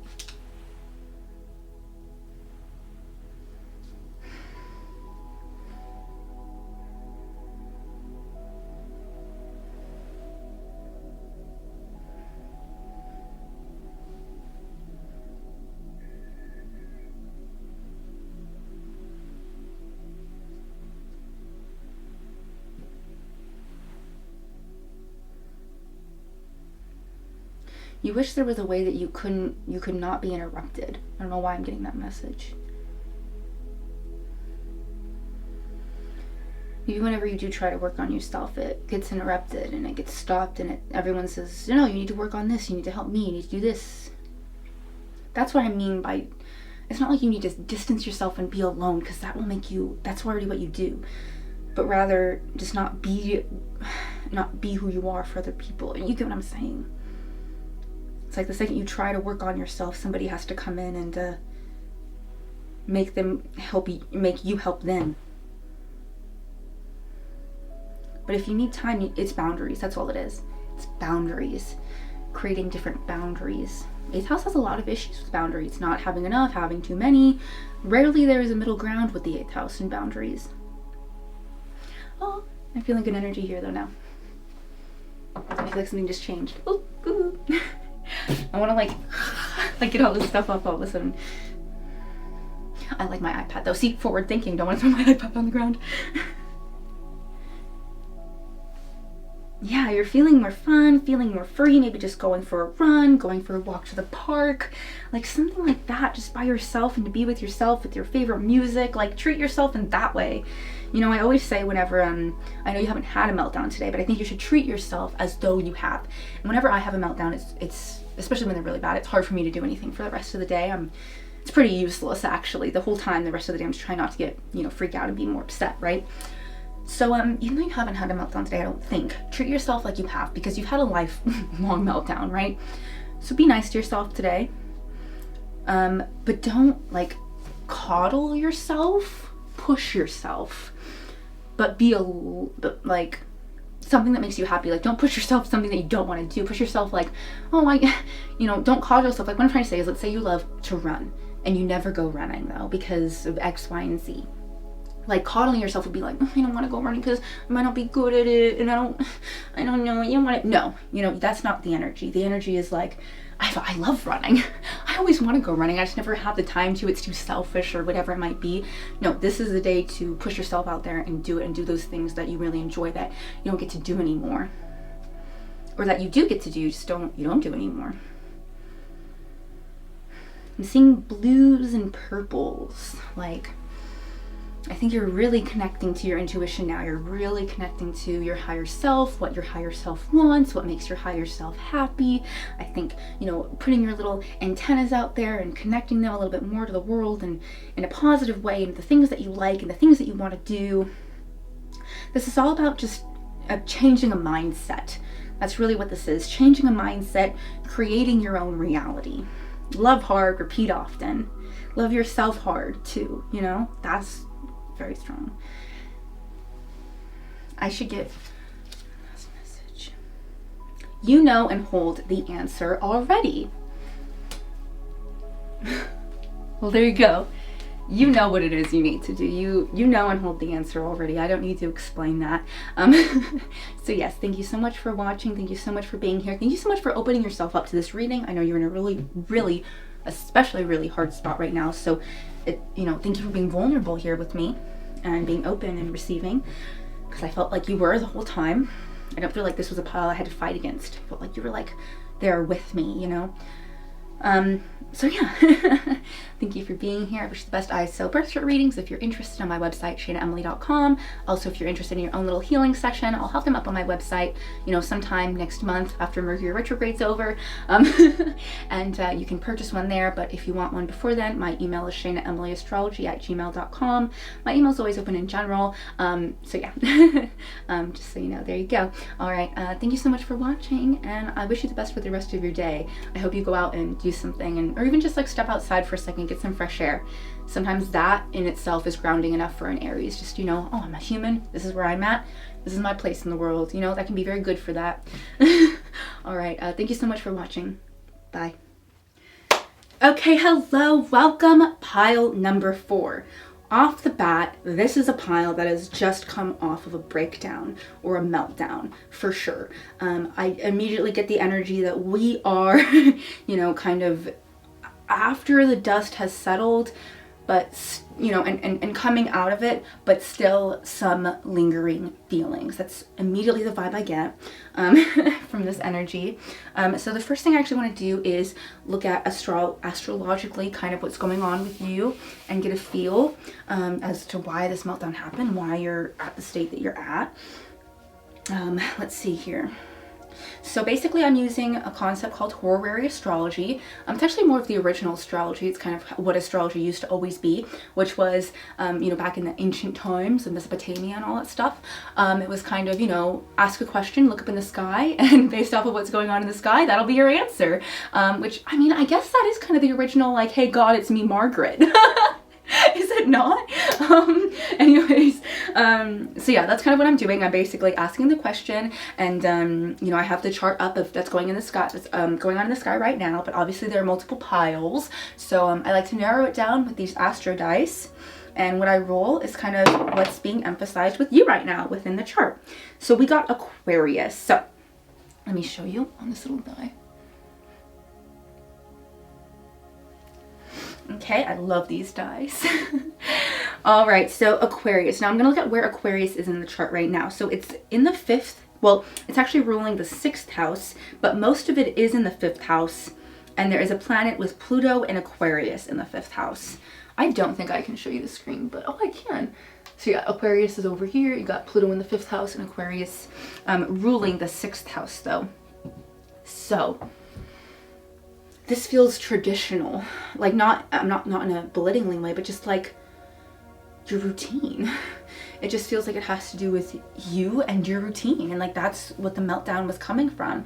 And I mean traditional just because like we've all, like this is relatable, like it's more of a sense of camaraderie. Like if you've had a meltdown before, you know, you've had one about, you know, a change in your routine, right? It might be that where the meltdown's coming from might be that 5th house Pluto. Like maybe it's a sort of betrayal or a sort of I'll go into that more, but I think that, you know, the issue at hand is the Pluto in the 5th house in Aquarius, but what sparked it was the 6th house thing, is how I'm getting the vibe of it. Was like something went off in your routine, and that's why you had a meltdown, something in your day-to-day life, maybe some health issue even came up and that sparked it, you know, caused you to break down. But the actual problem at hand has to do with this Pluto in the 5th house in Aquarius. So let's look at those energies here. So we've got Venus sextile Pluto, Neptune sextile Pluto, and Mercury square Pluto. I feel as though you were lied to, or you were made to believe something that wasn't true, or somebody had you believing something that wasn't true. Somebody had you believing something that wasn't true about yourself. That's what I think it is. And I think that, let me look at the tarot. I have Pluto in the 5th house natally, and I see Pluto in the 5th house as like a perfect example is like, if you were a kid, I've been watching a lot of Dance Moms. If you were a kid, if you were like one of the kids, like let's say you're Paige, if you know specifically Dance Moms, it's like Paige dealing with Abby, and then Abby is the thing that represents her Pluto in the 5th house, but she is the one with it, right? I think of Pluto in Aquarius in the 5th house energy as, and it's more negative, especially with its square Mercury, being very belittling, telling you you're dumb, telling you you're stupid, telling you you're not capable, telling you you can't do anything, oh, that's why you freaked out when your routine was off, because it was like confirming that. It was like maybe you messed up some paperwork. Maybe you aren't managing your life just in some way that you feel like you should be, or you didn't, you know, you're having trouble showering, or something changed, or whatever it might be. Something happened in your day-to-day routine that confirmed in your head what that person or what that person or the situation or thing said to you. It confirmed, it felt like it confirmed that was true. Like, I am nothing. I am worthless. I can't do this. I'm not capable. I am just autistic or whatever it is that you might have, and I should just resort to that. And, you know, I think it was more of a meltdown because it was like, it's like Pluto in Aquarius. It's like Aquarius. It's like, this is who I am. So it's almost like, might as well just do it. Might as well just be it. Might as well just be this fucking meltdown-ridden person that everyone's saying I am. And, you know, because I feel like you feel so discouraged. Like, I feel like your meltdown is because you felt so discouraged by what people are telling you. And I don't think that you believe that, though. Right? Pluto in the 5th house can have a lot of confidence. Can have a lot of know-how, and especially can hold and yield a lot of power. But I mean, it's major authority issues and just critiques when it comes to your creative expression. And you will have to go through major changes through how you express yourself, how people see you. And you can get a lot of pushback and a lot of adversity because because of how you express yourself, how you look, how you're seen.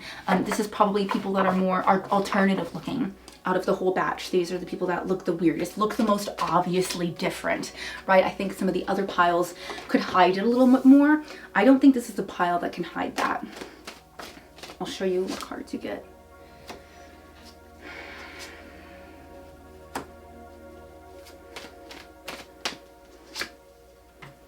Okay, so we got a little bit of a past, present, future spread going on here.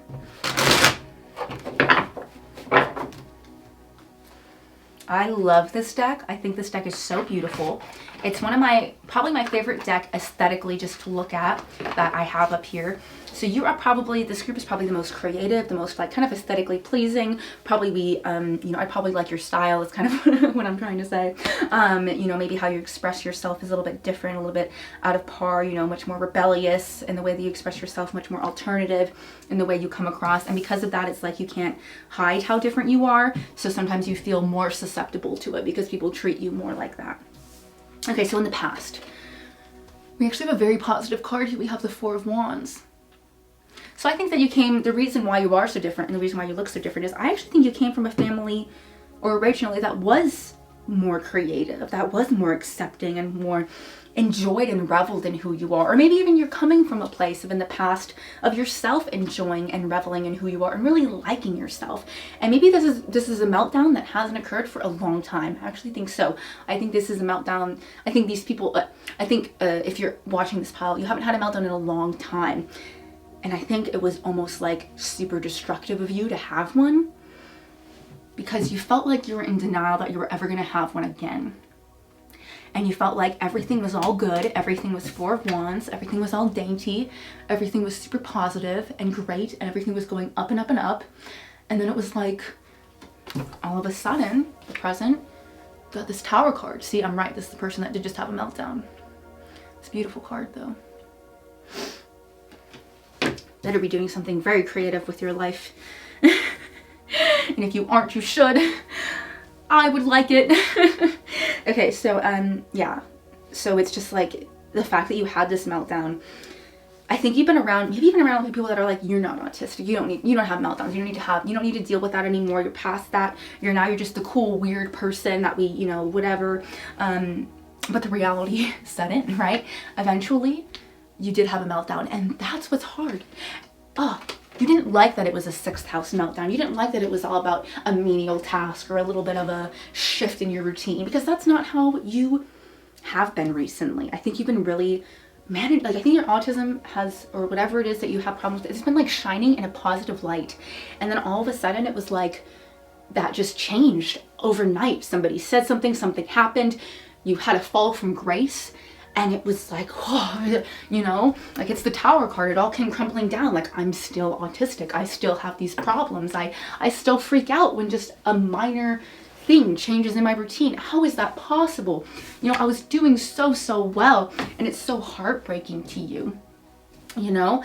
And that's a big issue, is I think a big reason as to why your meltdown was worse than you expected it, or just was really bad, was because you weren't accepting yourself, and like you weren't accepting the fact that this was kind of like going on, right? 5 of Cups reversed. There's something that you're not accepting, something that you're not mourning because you don't want to accept that it's over. But it is. There's something in your life that's over. It can't even be just, you know, hiding your autism is over.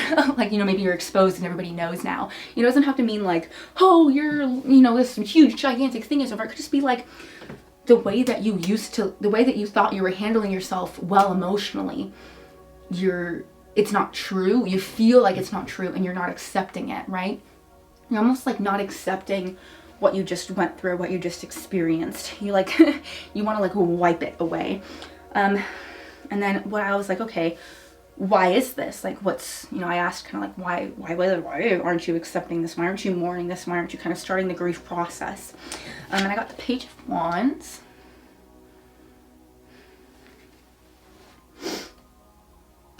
I think you just don't want to start new. I just don't think you want to start over. I think you just want to jump right back in where you were before and don't want to have to start over in this thing, but you're not starting over. You're actually looking at it from a new, heightened, positive perspective.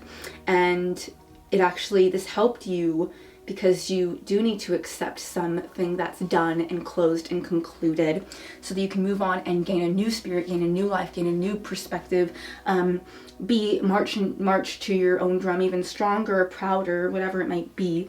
Again, basically, I think this seems like it's a very good thing for you, actually.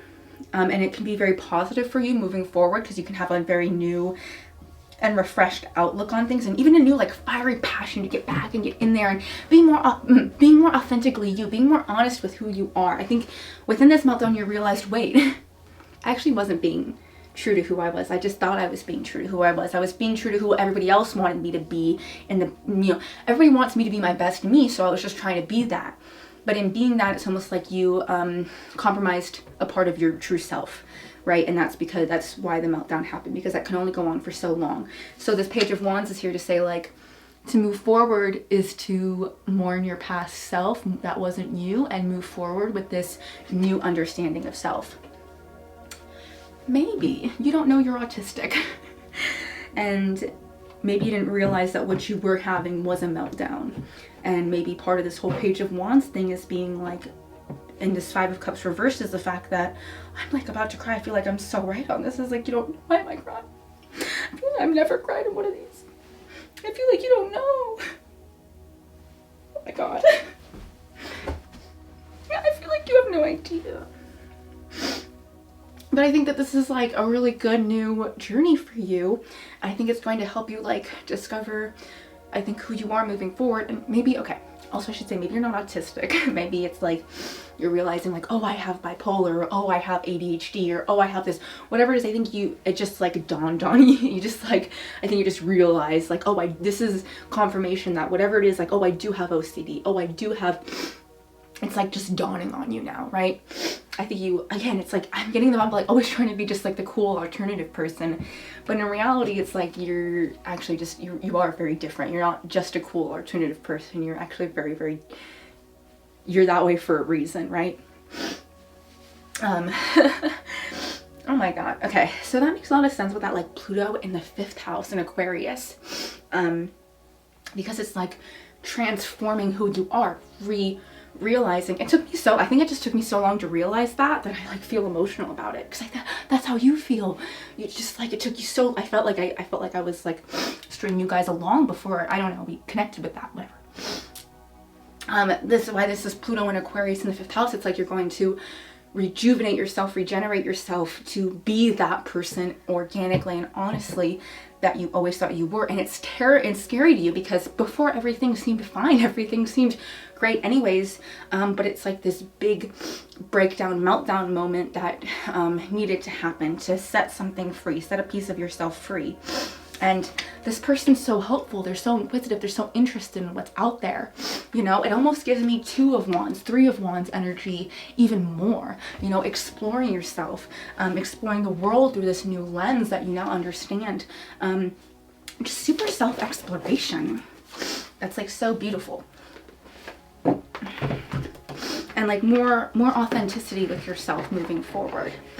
Okay, I'm gonna kind of check in with your body a little bit. Oh, sorry. Oh. Okay.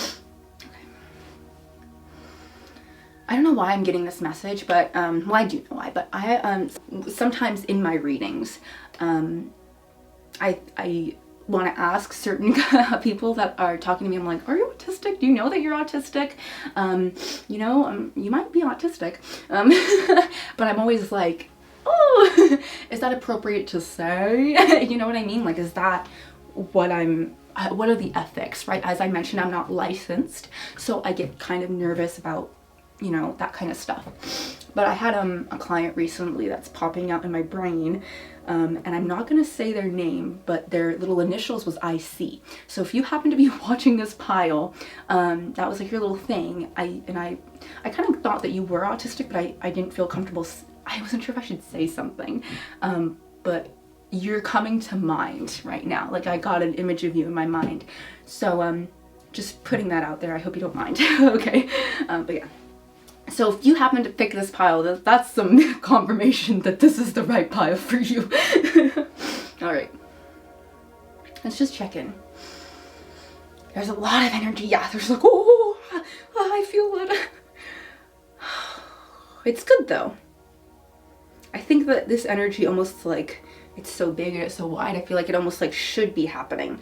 I don't want to diminish it, because I want you to like take up more space with it, right? Pluto in the 5th house, taking up space. I have Pluto in the 5th house natally, and I think I naturally like to take up a lot of space and be more loud than people are usually comfortable with and say more abrasive things than people are comfortable with, right? And that's kind of like the energy I'm getting from you. It's like almost like this is building some confidence, you know? But just know that it's ups and downs always with the stuff, you know? That's why I have a whole channel dedicated to it, because it's a lot, you know?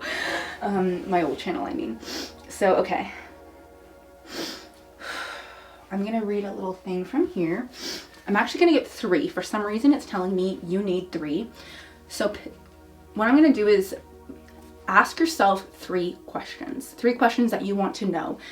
More than likely about yourself. I want this to be about you, who you are, what you want to be in the world. I don't want this to be, oh, does this person love me? Well, it can be whatever it wants to be. You know, this isn't really like, oh, does this person love me? Oh, does this... No, it's like, ask questions about yourself that you've always wanted to know. It can be about anything, but just try to keep it self-focused, because that's kind of the focus of this. So basically, I have this little fairy booklet here, and basically ask yourself those 3 questions, and I'm gonna go like 1, 2, 3. And basically what I did with this was, it's just kind of like automatic writing. I just kind of like, anytime I remember about it, I open it up, and the first thing that comes to my mind, I write. I most of the time don't even have like the full sentence in my head. I just write, you know, automatic writing what is told to me, and then I want to use it as like a little fortune telling device. But for this time, I'm going to use it to answer some questions or to get some kind of confirmation. So first question, I'll give you a second to think about it.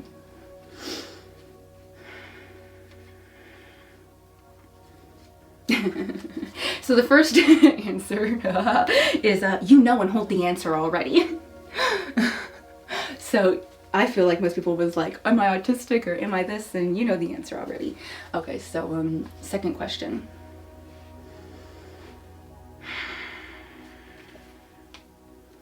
If you haven't opened me in a while, it's 'cause I'm not for you. Interesting. Oh, that's so specific. So basically, I think the question, I mean, I'm just guessing, but I think that the question has to do with like, oh, should I be doing this more, or should I be doing that, or is this what I should be focusing on? Like I think you asked about some sort of like past thing that you used to care about that you don't care about anymore, is kind of what I'm thinking. And that's very true with Pluto in the 5th house. There are a lot of things that you have to turn your back on, not necessarily people, but like interests, hobbies, loves. Like I have a lot of hobbies that I did my entire childhood that I thought I would do my whole life. And it was like heartbreaking and devastating to me when I realized, and I still deal with it, that I'm not, right? And I think that that might be also something like maybe you haven't done X, Y, or Z, whatever it is that you asked about, because you just don't really have an interest in it anymore. It's not for you anymore. It doesn't serve you anymore, especially maybe with this new knowledge that you have. All right, now, third question. Think about it, connect with it.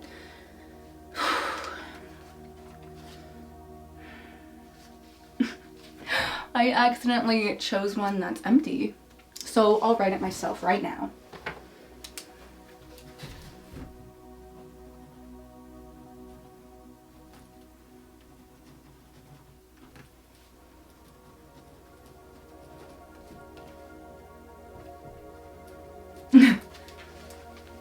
Yes, so stop asking. All right, yeah. I think it didn't give you an answer because it was like, you know that answer. But yeah, so there's just a little side note, but okay.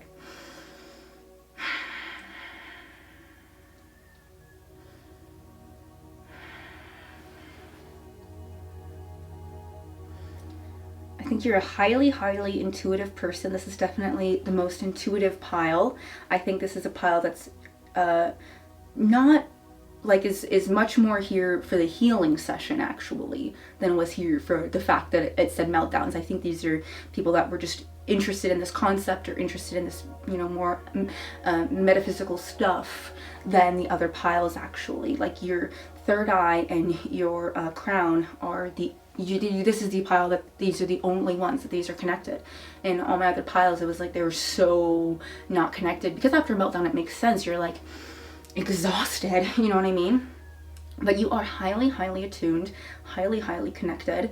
And I think you could almost like lead your own way through this, if that makes sense. Like you could do your own little healing session on yourself if you wanted to, because you're so tuned into yourself, especially Pluto in the 5th house. You're so gutturally tuned into yourself, right?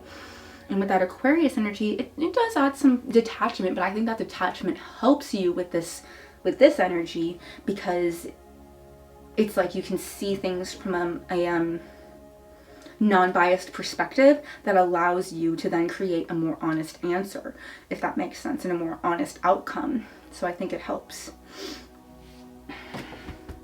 Okay, you're the only one with the closed heart, which is funny because everybody else had I think that makes sense. Most meltdowns happen because your heart's just so open and vulnerable. Yours is closed, very Aquarian. Let me get some cards here to kind of tell me why you're so closed off. Okay, your work first. You're one of those working autists. You got all positive energy though. Your heart chakra is closed because you're doing a job that is very structured and very laborious, or you're in a position where you're doing something that's very structured and very laborious, and you're having to, you know, do everything, you know, having to do with a man or whatever it is. And you have established yourself and all that stuff, which is great, but it has not helped your heart. You established yourself in almost like forsaken of your heart. And what I mean by that is it's almost like, yeah, that's just kind of what's been left behind. But you are where you're supposed to be. So that's not what I'm saying. It's not like, oh, you shouldn't be in this structured, you know, blah, blah, blah thing. It's saying you should be. But that is why your heart's closed right now, you know? And what's saying above here is this is a special card in this deck. There's a huge source of, huge creative resource, right? Just overflowing, that wants to get out, that wants to express itself. And so you need to find some sort of I think you need to find a new hobby. With this new information that you have, you need to find a new hobby, a new interest, something to do that sparks your creativity while you're still doing this King of Pentacles stuff. That will open your heart up. Now the real reason as to why you're where you're at is because this gives me a very masculine vibe. Like, I'm not saying you are a man or a woman. I'm just saying this is somebody that's very much in their masculine energy when it comes to their heart. I think you're protecting your heart. I think that you're, if you were to express yourself too creatively, it'd be very vulnerable. And honestly, with Aquarius energy, there are major struggles with vulnerability. I'm laughing because I was like, why am I saying this so lightly? Aquarius has so many struggles with vulnerability. And so you almost chose this like well-crafted, well-constructed thing in order to not be vulnerable, to not get pushed back, to kind of hide more amongst the people. Like, maybe what I'm thinking is like, maybe you're a super alternative person, and so the kind of thing that you did to hide was to be a tattoo artist. I know that sounds like that's not hiding, but it's like, okay, well, I'm a super alternative person and I'm in a bunch of people that do tattoos, so now I fit in. Now this makes sense. Now it's like acceptable, and now I'm working every day, I'm doing what I should be, all that sort of stuff. But maybe this was your, if you're this tattoo artist, maybe you asked that second question was like, do I love tattooing? Should I keep on doing tattooing? And it was like, no. When was the last time you opened your book yourself and wanted to do it and just took your own inspiration, right? Maybe it's saying like, this is a practical decision that you chose, but beneath it is actually covering yourself up, hiding, right? If you were to be yourself in a, like let's say you're a tattoo artist, if you were to go out and then try and do the job that you really want, I'm just making it up, which is interior decorating. Again, I'm making it up. You really want to do interior decorating, and I'm doing tattoos. Everyone does tattoos. I don't really care about tattoos. I want to be in the home and furnish the home, and that's what makes me creative. But I feel like people won't accept me there. I feel like me being alternative with all these tattoos, that's not when people want to come up to me. They won't want what I offer. Lies. That's just you scared of yourself. That's you, also why you haven't known who you are yet, right? People, upright. people will come to you because of how different you are in your craft. That's what will make you so strong in it. So I think you're really on the right path. There just needs to be, it's like you're on the right path, and it's not like you need to shift it. You just need to branch it out. Does that make sense? Instead of going down such a narrow path in life, kind of open it up and realize that there are more possibilities and more stuff going on around you on that path. Because with that King of Pentacles reversed and that Knight of Wands, King of Pentacles upright, Knight of Wands upright, says to me, this is a good path. You got to keep going, you know? You're doing something good here. You're on your way. But there's so much more around. Like open up, you know? Look around. Don't be so Aquarian, you know? You probably do well in groups. You probably actually will realize that if you do put yourself out and do this other thing or whatever it might be, put yourself out there a little bit more and be more vulnerable, Pluto in the 5th house, you'll find that like people are attracted to you because you stand out in this, because you look how you do it, and you'll find more of a community because of it, because of that, because what you thought was going to make you stand out will make you stand out, but that's what will be what people want from you, because you're like, I'm gonna be as different as them. That's so cool. They allow me to be different because they're doing it. So then, like, if you're an interior decorator, like, oh, I'm alternative. I hate these modern, you know, simplistic things going on, you know, in interior decorating. Please give me something alternative, right? They're looking for that. You just think that they're not. You're just doubting yourself. That goes back to the very beginning when I said this spurred off because somebody told you no. Somebody said, you're stupid. You can't do this. You're not capable. Right? Are you sure? Can you trust yourself? Yes. Yes, you can. This is a very confident, surefire, you know, well-footed, I almost want to say like, almost like marching, right? Like pile that can like continue marching on. Just needed to open and spread your horizons a little bit, which is almost like when you open your eyes, it's like, oh, I'm realizing I'm autistic. And I'm also realizing all these other things about me. Beautiful pile. This is truly a beautiful pile, a lovely, lovely pile to end off at. I mean, honestly, I haven't said this to any of the piles, but please, if you pick this pile, let me know how you're doing or what your creative endeavor is or what it is, because I'm so excited for you. And I think this is such a good thing, yeah, because we got like the ethereal visions, like, you know that feeling after you have a meltdown when there's almost like a state of like almost like weird bliss where you're feeling like empty and you're feeling like a vessel and you feel so exhausted, so tired, and you finally got it all out. It's finally all drained out and you can just kind of bask in the simplicity, kind of. That's kind of what I feel like this tarot deck really gives that feeling of. Do you see what I'm saying? Maybe that's why I love this deck so much.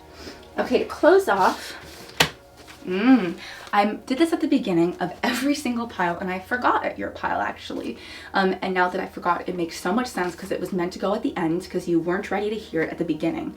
But basically what I did before I did, you know, I picked each deck and I did, again, automatic writing, and I just picked one word for each pile to kind of get a feel for each pile.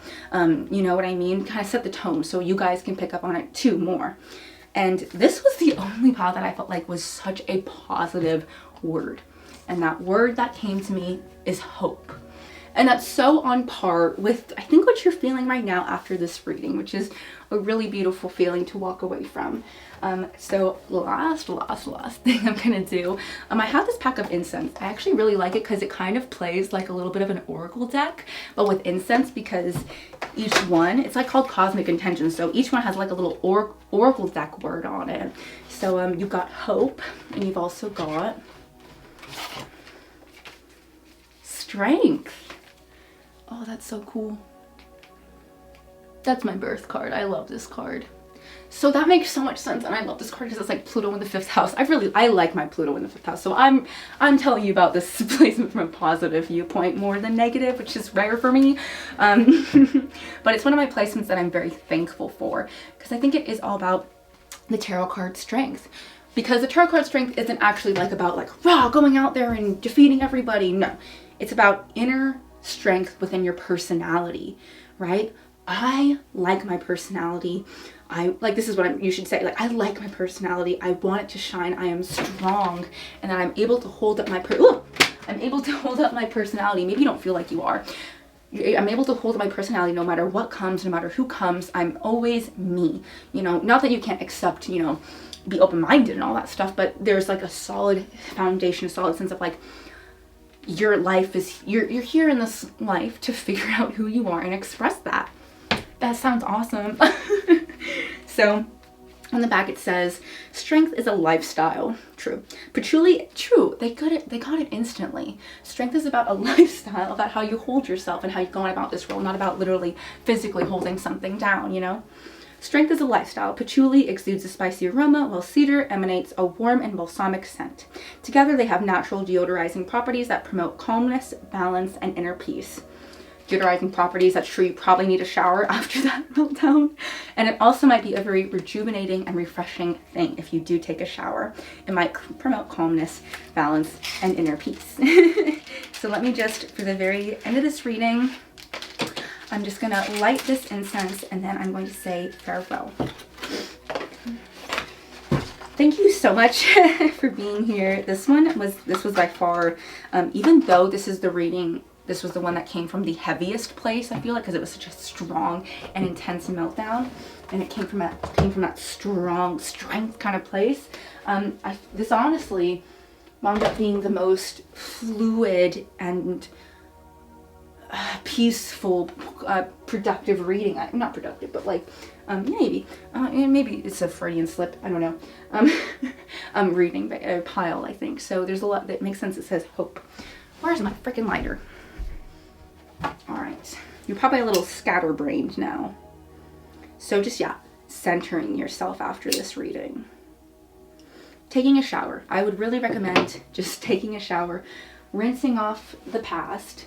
Yeah, take it almost like a ritual shower. Rinse off the past and make way for what's to come, the future and the new you. I think would be like a ritual bath, even if you're into that. If not, just, I like showers, so yeah. But either way, I think it'll be really positive for you. So you can kind of start fresh, start, you know, shake it off a little bit and open yourself back up and start anew, start afresh with this new outlook.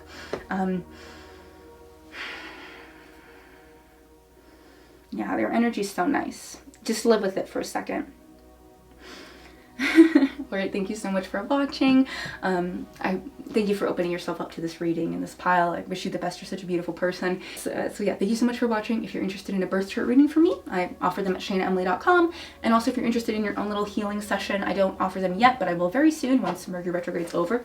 But if you want one, I can give you one. Just email me at shainaemilyastrology@gmail.com and we can set it up, figure it out, all that kind of good stuff. All right, thank you so much for watching. Thank you so much for being here, and I really wish you the best in your future moving forward, because you should have a lot of hope where that goes. All right, bye.